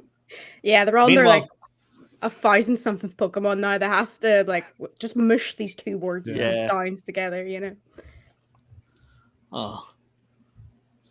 I'm trying to come up with a Pokemon name, but I'll just be like so basic, like here's a mug. They've done it. That's It's it. probably called Mugly. Yeah. Unless he's called Tough Guy McMuscleface, and I'm not interested. Yeah. Has to be the manliest name ever. That's drink how he had beer to and play drive it. a big car, Squirtle, something, you know. Yeah. Hellsinger, I choose you. That's like, whoa, that's That my doesn't. Pokemon Hellsinger right doesn't there. sound too out of place in Pokemon. Actually, it doesn't. Oh well, Dan, what games are you looking forward to, and do they have super mascot names? What is your number 2? So my number 2 is Scorn. Scorn was shown last week, and I think I mentioned briefly that I've been looking forward to this game since it was announced. It was announced in 2014, which is insane. It looks super gross. It's mostly the sort of design and the concept art that's drawing me towards it. It's inspired by the works of Geiger, who not a great person, but a clever mind when it comes to design. And yeah, the sort of biomechanical, almost body horror, but in not even in people, like in objects and stuff, is super interesting to someone that's always been a fan of sort of design and gross horror. You know, we mentioned Alien earlier, and obviously the work that he did on that was hugely influential to this day. It also has shades of other sort of horror games, like we mentioned Doom earlier, and there was another game that came out called Agony, which I sort of got an anticipation for Scorn, and it wasn't great. But yeah, no, Scorn looks great, and yeah, I'm super looking forward to that. It's dropping in October on the 21st, so right in spooky season as well. So it'll be good to play it at the height of spooky doopy October. For the record, give it this is this spooky season.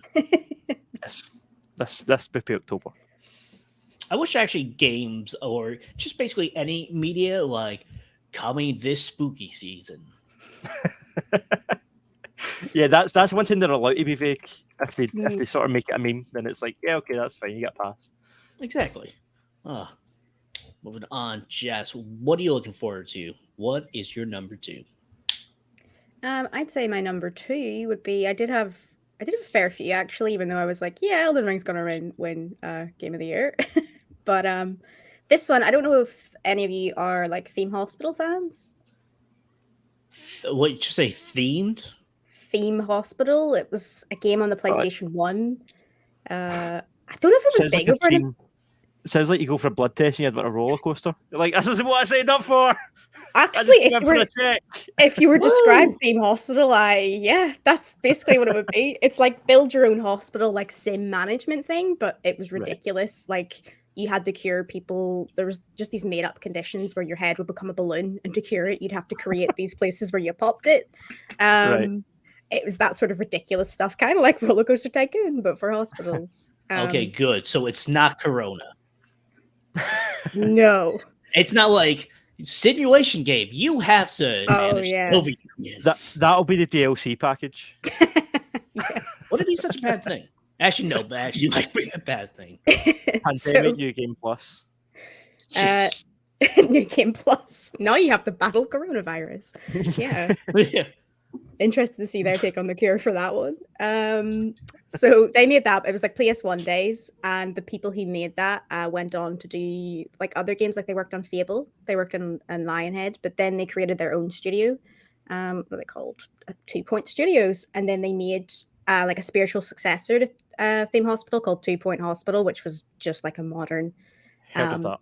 Yeah, it's just like a modern Yeah. theme hospital, like basically it. They're coming out with another game called 2 Point Campus, and it's basically just create your own like university, your own college. And again, they have that ridiculous humor where it's people are going there to study being, I think I saw a medieval knight, someone was a chef. There's just all these different type things. Like when you're the chef, you have to create like a giant pizza. It's really goofy humor, but it's really fun. Like I remember playing Theme Hospital a lot when I was younger, and your goal was to try and like, you know, cure the patients, and it's a simulation game. So you created fun designs, but it was also about being the best hospital in this game. 2 Point Hospital is really fun. This is like a small indie game. It got delayed. It's coming out in August. And it's going on the Game Pass. And I'm really looking forward to it because it really is just like fun, goofy stuff. I'm really interested to see what they're going to do with the ridiculous careers you can aspire to in this. And I kind of love it when games do stuff with like university and colleges, because it always is goofy stuff like The Sims. I think it was The Sims University. It just lends itself so well to ridiculous concepts. So yeah, it was a smaller game I'm looking forward to, and especially just because it's part of Game Pass subscription. So Yeah, those games, it's not like a fun. They never go serious. Like manage your student loans. Or campus housing scandals. Yeah. It's hard to become a medieval knight. Let's go with that one. Yeah, it's like, yeah, that's more my range. But it's funny if I actually mentioned a simulation game, because my number 2 is Bear and Breakfast. I knew you were going to pick this. Bear and Breakfast. The title alone, I'm sold. Hold on, that's a simulation game? Yes, well, technically, you are a bear, and you are tasked of running a bed and breakfast. Okay.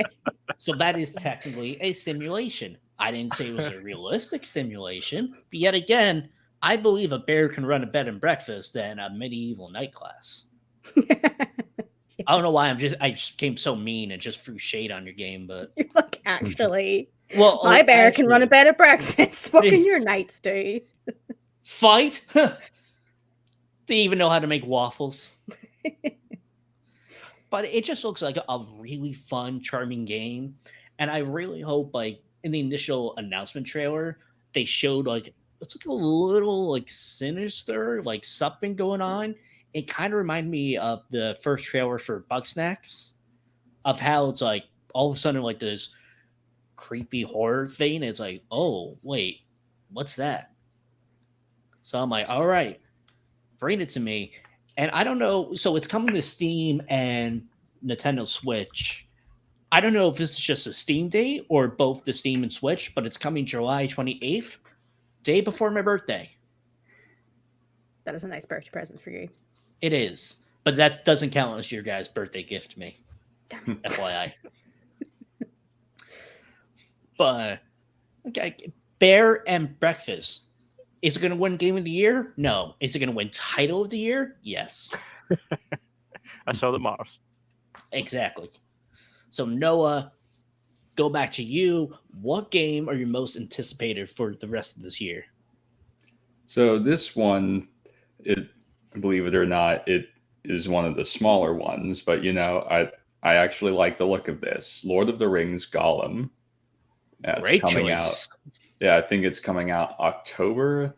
And yeah, so if you're wondering like how I tend to play like my Bethesda games, you'd be very surprised how often I stick to stealth when I'm in a dungeon. I really like sneaking around, trying not to be seen, and like killing all the enemies like without them ever noticing me.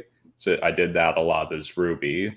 So yeah, so I really like how you kind of get that feel, and like Gollum's creeping around, like he can't really fight, so he just kind of uses what he can find to get to where he needs to go. And Gollum's really a terrific character. He's definitely somewhere on my list of greatest characters of all time. Tolkien was heavily inspired by Christianity and Aristotle, so he plays with the virtue of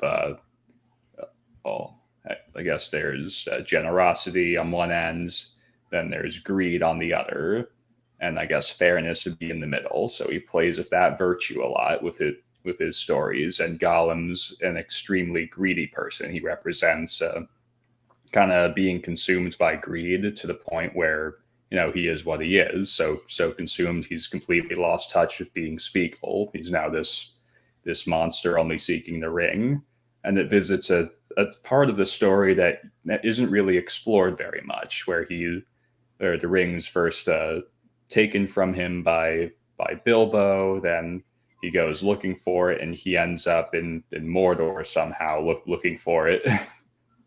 Yeah, so I guess you're going down there and like going through his journey there. That just looks really fun to me. I actually did not know about the Christianity analogies. Yeah, there's quite a few. Touch. I will only make jokes about seasons, not religion. There's a line. That and I would get canceled. But anyway, anything else about Gollum? I actually did not expect that as your number one. Yeah, that's why I saved it. It's like that one's not predictable. That's all I have to say about it. I really thought we were going to get more of that during Summer Game Fest, but oh well. But yeah. I'm still excited for it. Dan, what is your most anticipated game for the rest of 2022? So, you see, we say at the end of the year is quite light, but there is a few that I was sort of between for this pick. But for me, it's the Callisto Protocol. There is a bit of... That's your number one, Jess? Yeah, but I have backups. It's okay. I was like, I know Dan's going to pick this one. I could easily swap, but yeah, I'm super looking forward to this. We can both... I mean, you and Jess can both talk about it, but let's... No, I'm just going to stay silent now. Yeah. You it's fine. No, but I think there's a bit of recency bias because we have seen a lot of it of late. But just the idea of a current gen Dead Space, an up to date version on that original, because Dead Space 2 and 3 were 3 was okay, 2 was great. The first one was the best in my opinion. So the idea of almost remaking that game, except not remaking it because there is also a Dead Space remake, but putting a new spin on it and putting a new character in the player's hands and setting it in a new location, slightly tweaking the monsters, and I'm so looking forward to it. The atmosphere, the tone, the lighting, my favourite kind of horror is, I hate jump scares. I don't think that's proper horror. I think that's lazy horror. But when you can build up a good tone and reel the player in slowly but surely, and then earn that jump scare, that's when it's clever horror, and that is what this looks like. So that is why I'm super hyped for it. I love sci-fi. I love horror. I love Dead Space.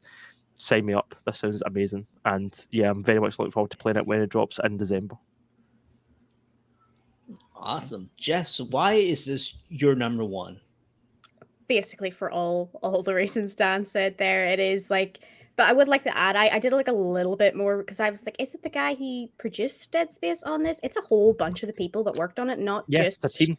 Yeah, like they have it's Glenn Schofield who's directing the Callisto Protocol. He was an executive producer on Dead Space. They also have Steve Papoutis. He co-developed Dead Space, and they also have a guy called Scott Whitney. He was a designer on the Dead Space series, and Christopher Stone, the animation director. So whenever you're saying like, "Oh, this looks like Dead Space," it's like a lot of like the core team who was doing it. And like Dan said, like having that being that such a great game back when it released, and it actually still holds up. I played it recently. Having that team back to do like a spiritual successor to that incredibly atmospheric game, like you said, Dan, like it isn't jump scares. Like occasionally, like you'll come down an elevator and something will jump at you, but the way they use lighting, the way they use sound, and the innovation of like the gun, of you could change whether it was vertical or horizontal and taking off the limbs. Like it was so good, and this is that. A lot of that team coming back to do a game like that. Like I'm excited for Dead Space, but I'd say if I had to choose one, I'd take the team making a new game that's a spiritual successor to a remake from like an unknown team. The fact we're getting both can't be sniffed at. Like it's a No. bonus. Oh yeah, You know like I'm buying both. Yeah, me too. Yeah. Me too. So it just looks like that incredible game modernized that I played back then. So yeah, really excited for it. Awesome. Now, I feel like my number one is also Jess's runner-up. Do you want to guess, Jess? Let me go to my list. Can we all guess? I think it's between two. I think it's between The Last of Us remake and Forspoken. I think it's Gotham Knights. Oh shit, yeah. Okay, everyone, let's guess. It's Gotham Knights, isn't it? No, this is a guess. Let's No, let's no, let what it do you play think? out. I'm going Gotham Knights. Okay, Dan says Gotham Knights. Noah says Gotham Knights. Jess, what do you say? Gotham Knights. I'm changing my answer. Ron, it's Forspoken. fair Jess almost had it. Actually, That's Dan's even- fault. Technically, I was right. even though this actually should have been my honorable mention, I really, really wanted to say God of War Ragnarok. I know it's still slated for this year, but I feel like as soon as I say it, we're recording this on Monday, June 20th. It will be announced. It will get delayed. Yeah.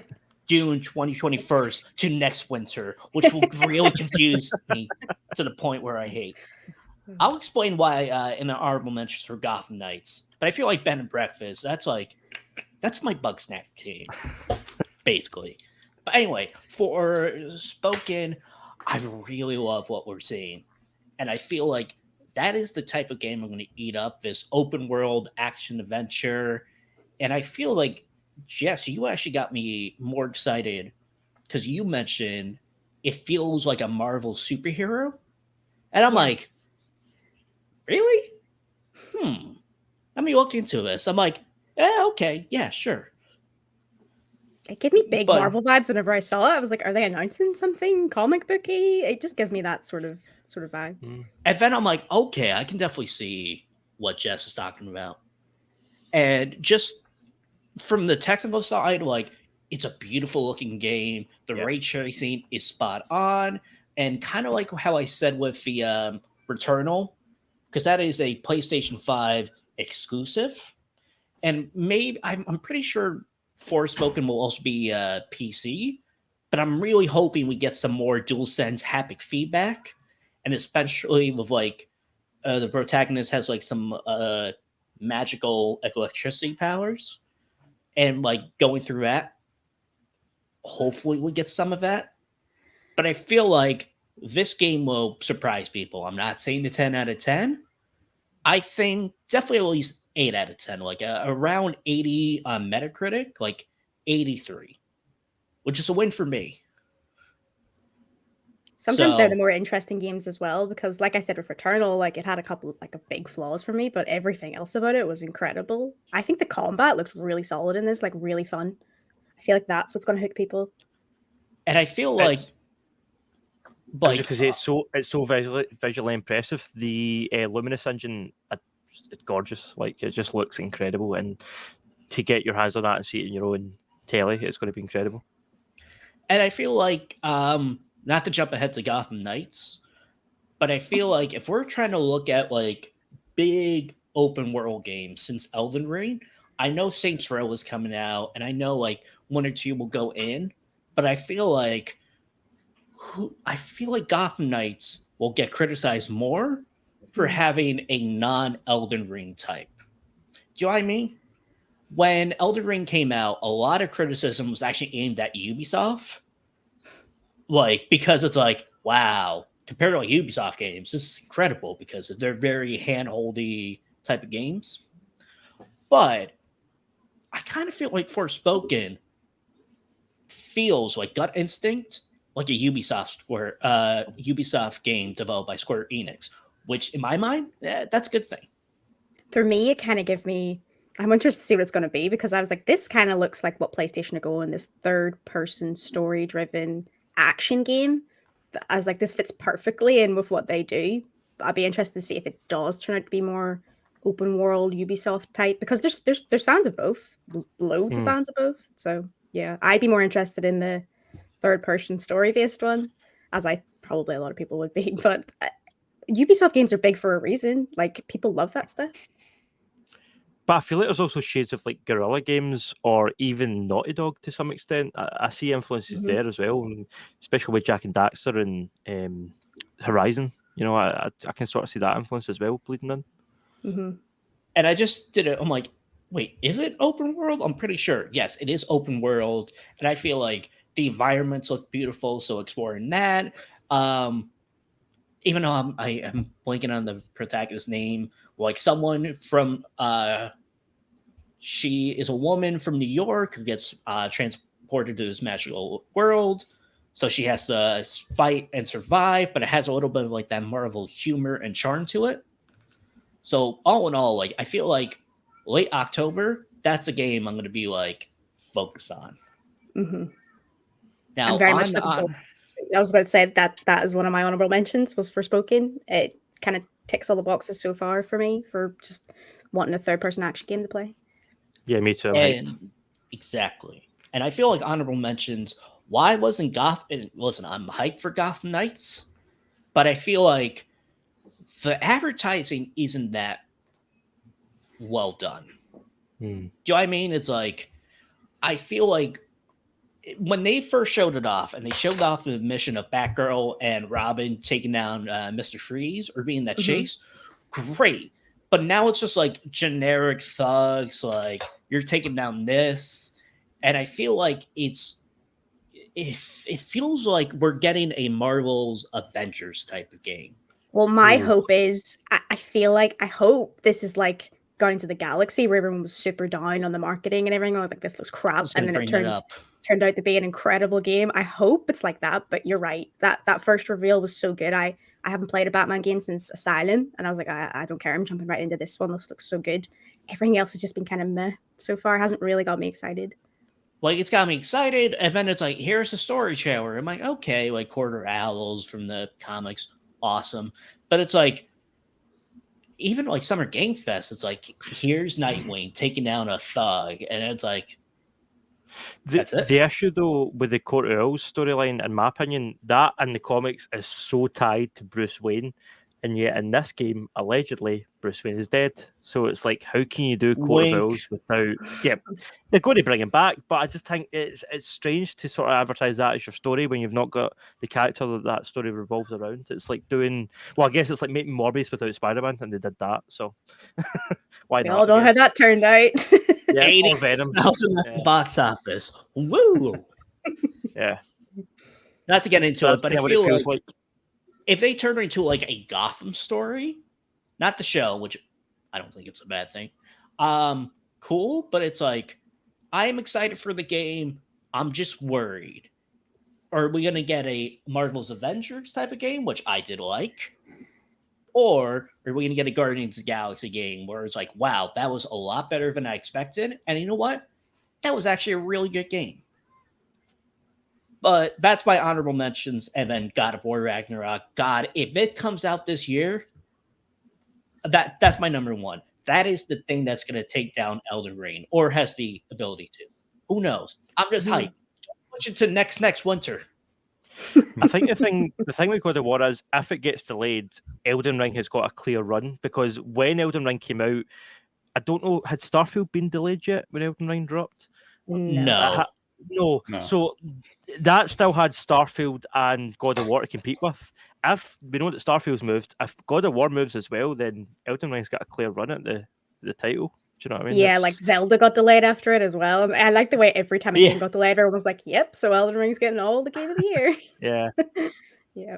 And when we covered that, like when we covered the Starfield news, it's like, okay, it's just God of War, and that's it. And granted, some indie game like It Takes Two won at the Game Awards last year. Hades won a lot of Game Awards 2 years before that. So of course there are some surprise hits, and not because like when we talk about Game of the Year, we're talking about the number one game.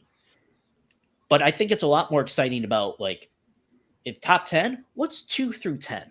Yeah. And I feel Definitely. like a lot of games coming out in this period, we're going to see like a lot of that 2 to 10.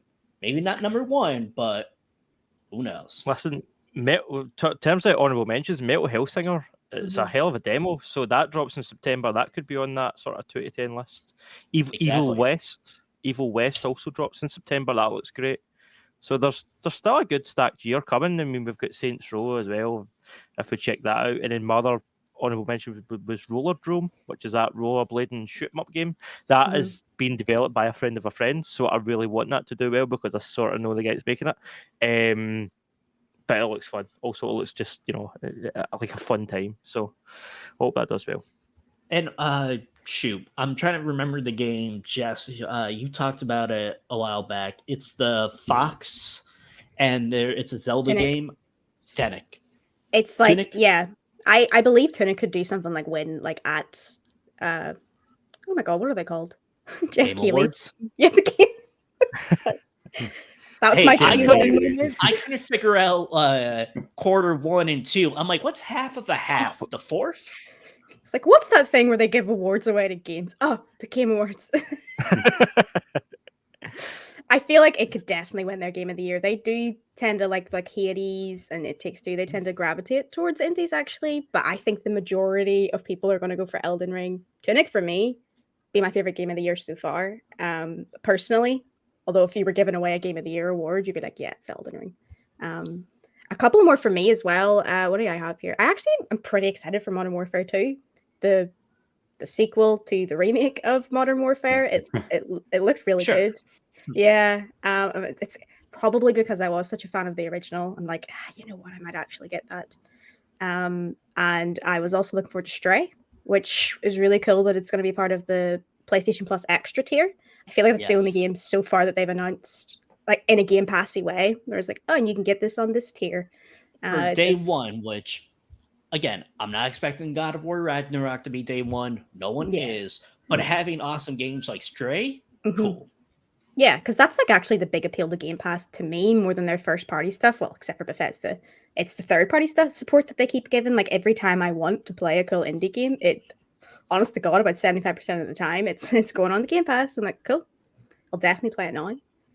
Which, not to go on like a mini rant, but I think it was the I forget what publication, but it was basically like Game Pass is boring now because they don't have big AAA games, and it's like, yeah, no, my folks, there's so many indie games that I'm jealous.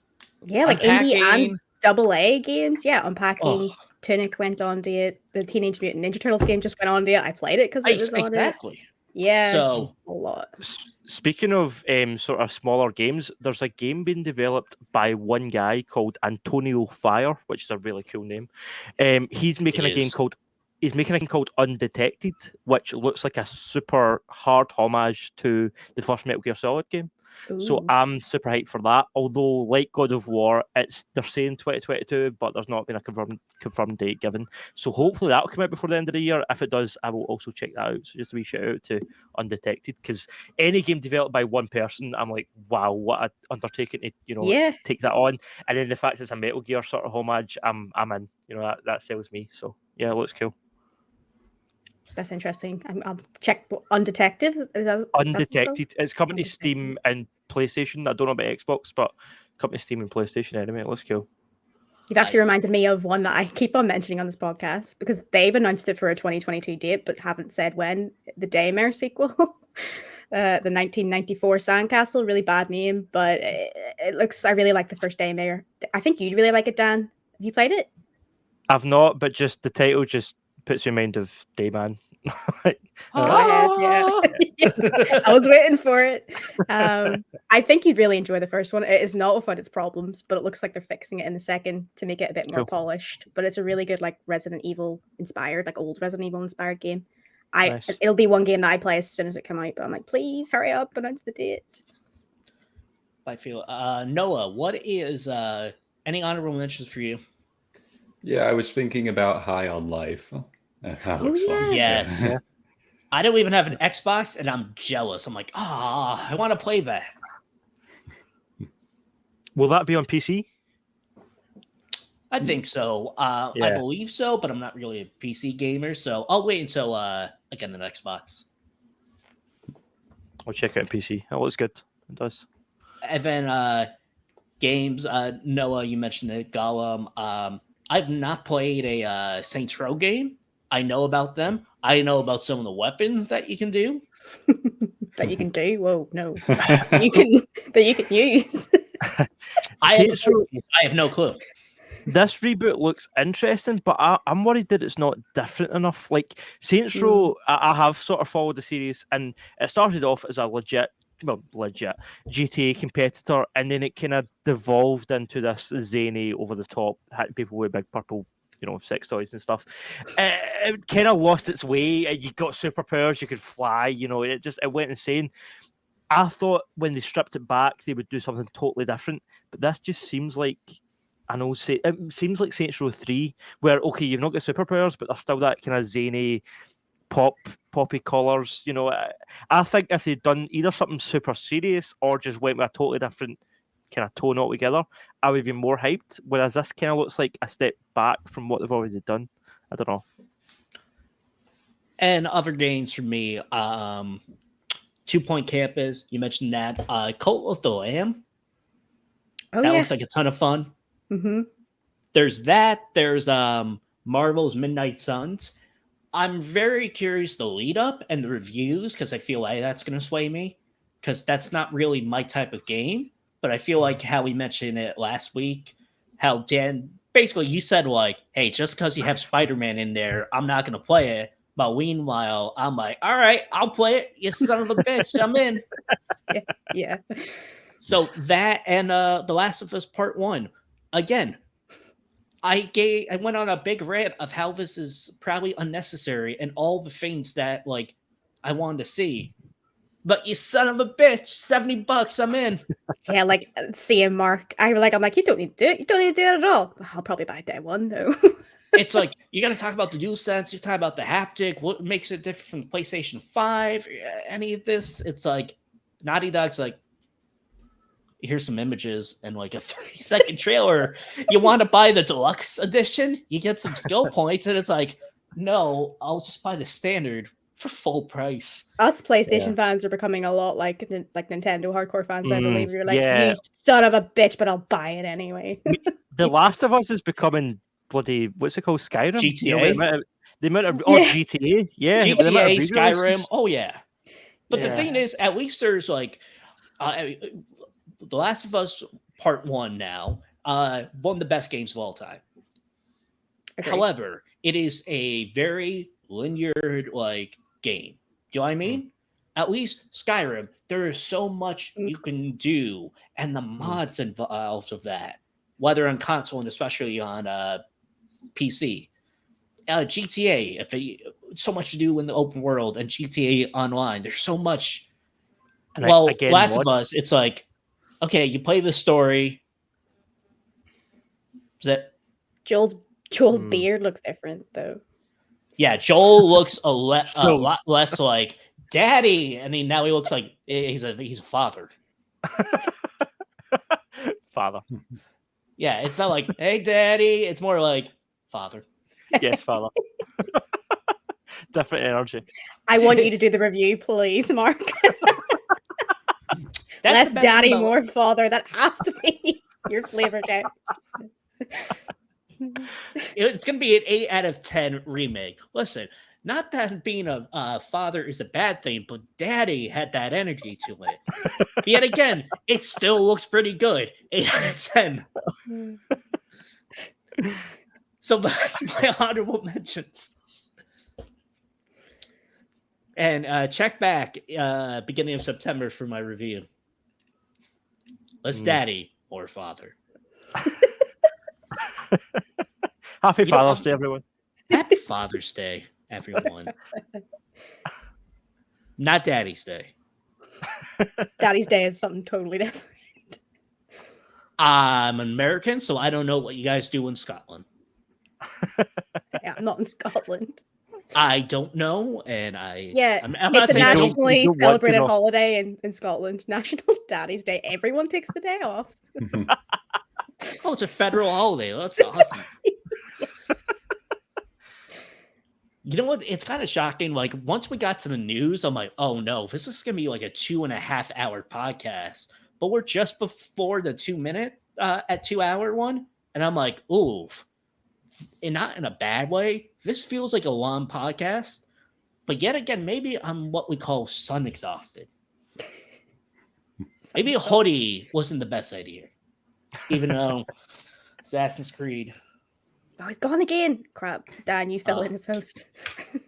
Tell us about Daddy's Day. Daddy's Day. Oh God, Mark. Don't cut that. I won't. The sunglasses. I'll make our was too first much, TikTok. Just Mark Daddy's Day. Right? Look out, everyone. Daddy's Day. Coming next winter. Which winter? That's not even a big. I feel like Square Enix. I don't say this a lot, but you guys are pretty smart for that one. Yeah, you're Okay, right. That do rarely you mean gets said. 2024 or do you mean 2023? Do you mean this December? Do you mean technically November? I don't know. I feel like I'm losing my mind thinking about this. Well, everyone's like, man, I'm excited to see Zach and like the flashbacks and Crisis Core. I'm like, no, dates. Noah, where can people find you? You can find my YouTube channel. If you're on YouTube, type in the Black Rose, maybe add the word Bethesda and hit enter, and you should find the lovely Burning Rose. That is me. Yeah. Dan, where can people find you? You can catch me on the Pop Shock podcast. We recorded an episode yesterday where we covered everything like Kenobi, Stranger Things, Miss Marvel, everything that's kind of hot right now. We also did a super interesting episode on Marvel versus DC because one of the guys in the podcast is Super Marvel and the other one's Super DC, and I was the referee, so I was like asking the questions and convinced me, and I was sitting on the fence. So that was good fun. So that episode will be going up this week. And you can find that on YouTube and Facebook and Twitter and all those places. So is a Marvel DC a separate episode? It's just all in one. No, that was all in one. That was the way we Okay. kind of do it. We do news, then we do what you've been watching, and then the topic. So that was our kind of topic the other day. So it got intense. There was a bit of slagging. You know, Zack Snyder get pulled out a couple of times, and there's a couple of low blows, and yeah, it was interesting, but it was good fun. Oof. Once you pull in Zack Snyder, the internet goes crazy. Yeah, that's a good buzzword, a good wild card to throw in. Yeah, that's like, I don't know if that's like good SEO, but if I just mention Zack Snyder into it, it's like, yeah, the people will come. I will add that as a tag in the video so you can find it. Yeah, can we just add a hashtag release the Snyder cut, the Snyderverse? It has nothing to do with it, but people would be like, yeah, clicks. But it works. yeah. We mentioned it once, so technically, we're right. Jess, where can people find you? You can find me on Twitter at ResiJesse, and I actually haven't got a chance to talk about it on the podcast, but I reviewed an indie game called Very, Very Valet, and it's pretty cool. It's like what, 10, 15 pounds out for Switch and Xbox and PlayStation. It's That's like a heavy Overcooked. game. That's a dumb American joke by a dumb American who doesn't know currency. Oh, pounds. Okay. Sorry. Great Yes. British pounds, sterling. No one gets it. I just want to point out we forgot the trivia question. I was going to leave it. No, I was like, don't say anything. Oh, it's too late now. We went over 2. Do you still want to do it? You know what? Let's do it. Well, I want to get it right. It's not a very interesting one. Just FYI. Not to undersell it. because I was talking about Teenage Mutant Ninja Turtles. This is a very specific question, by the way. How many Teenage Mutant Ninja Turtle games have there been released on Nintendo consoles? Because they've mostly been released on Nintendo consoles when they're not on the arcade, and I didn't want to include everything because that's a lot. Well, Okay. that's really hard. So there's some multiple ones. Was it 15, 18, 24, or 28? And this is according to fandom.nintendo.com. So don't come at me. If it ain't I right. thought it was going to be like 5, 7, and 9. I was like 20 odd. Jesus. So did I whenever I was I'm gonna Googling it, say, was one of the choices 18? Yes. 18. Cool. Noah. What were the choices? 15, 18, 24, and 28. Oh, well, wow, that's a lot. On the go. Yeah. On the go, 15.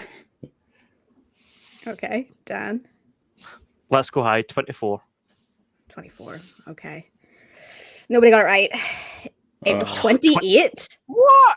Wow. And that's like the bare my minimum days. of Teenage Mutant Ninja Turtle games that have been released on Nintendo. Did you count them all?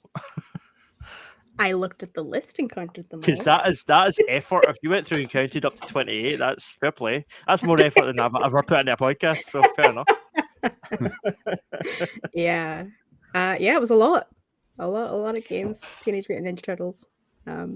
Yeah, so there's that very specific question. Sorry, nobody gets a point. We can continue. No. I'll edit that to put it before the the outros. So it looks like we I did. liked it. It was like an epilogue. Yeah, do you know what? I'll It was put like that an in encore. timestamps. It was like we did an encore. Yeah, an encore. I'm like counting it right now, and I'm like, yeah, right. But I'm like, I'm like really going through this right now. Yeah. Oh Yeah. my god. People like Did their you Teenage count? Mutant- Wait, did you count the? Okay, nope, that's actually not PlayStation. I don't know why. Tony Hawk's Pro Skater 5. No, I didn't go on Wikipedia for that reason because I think they were DLC. So I just Yeah, went like to skids. For it's not Nintendo. The Injustice 2. yeah. They No, were I wouldn't have. featured. That would have been. God, what is it on the hundreds if you count what they've been in DLC? So like they're not. If this is a Teenage Mutant Ninja Turtle game, not like they're part of like a pack. Yeah, Wow. there were 28 games, not part of Packer DLC. You can find me at Lil Marco on Twitter, 512, and I'm currently writing Miss Marvel episode reviews for KeenGamer. I gotta say, just 2 episodes so far. I think it's my favorite Disney Plus Marvel show, and I'm gonna say I think it actually might be my favorite Disney Plus show so far. I'm a huge fan of Kamala Khan in the comics, and I feel like go read her comics. It's very accessible. You'll love it. And speaking of KeenGamer, you can check out a bunch of articles that we have written on there. Great read. Catch us on Spotify. Rate us 5 stars. It really helps us boost in the algorithm. And, well, foreshadowing, we might be coming to Apple Podcasts soon. Fingers crossed. But that concludes this episode of the KeenGamer podcast. I'm going to go play 28 games of Teenage Mutant Ninja Turtles. I'm your host, Marco Callahan, and I hope you have a nice day.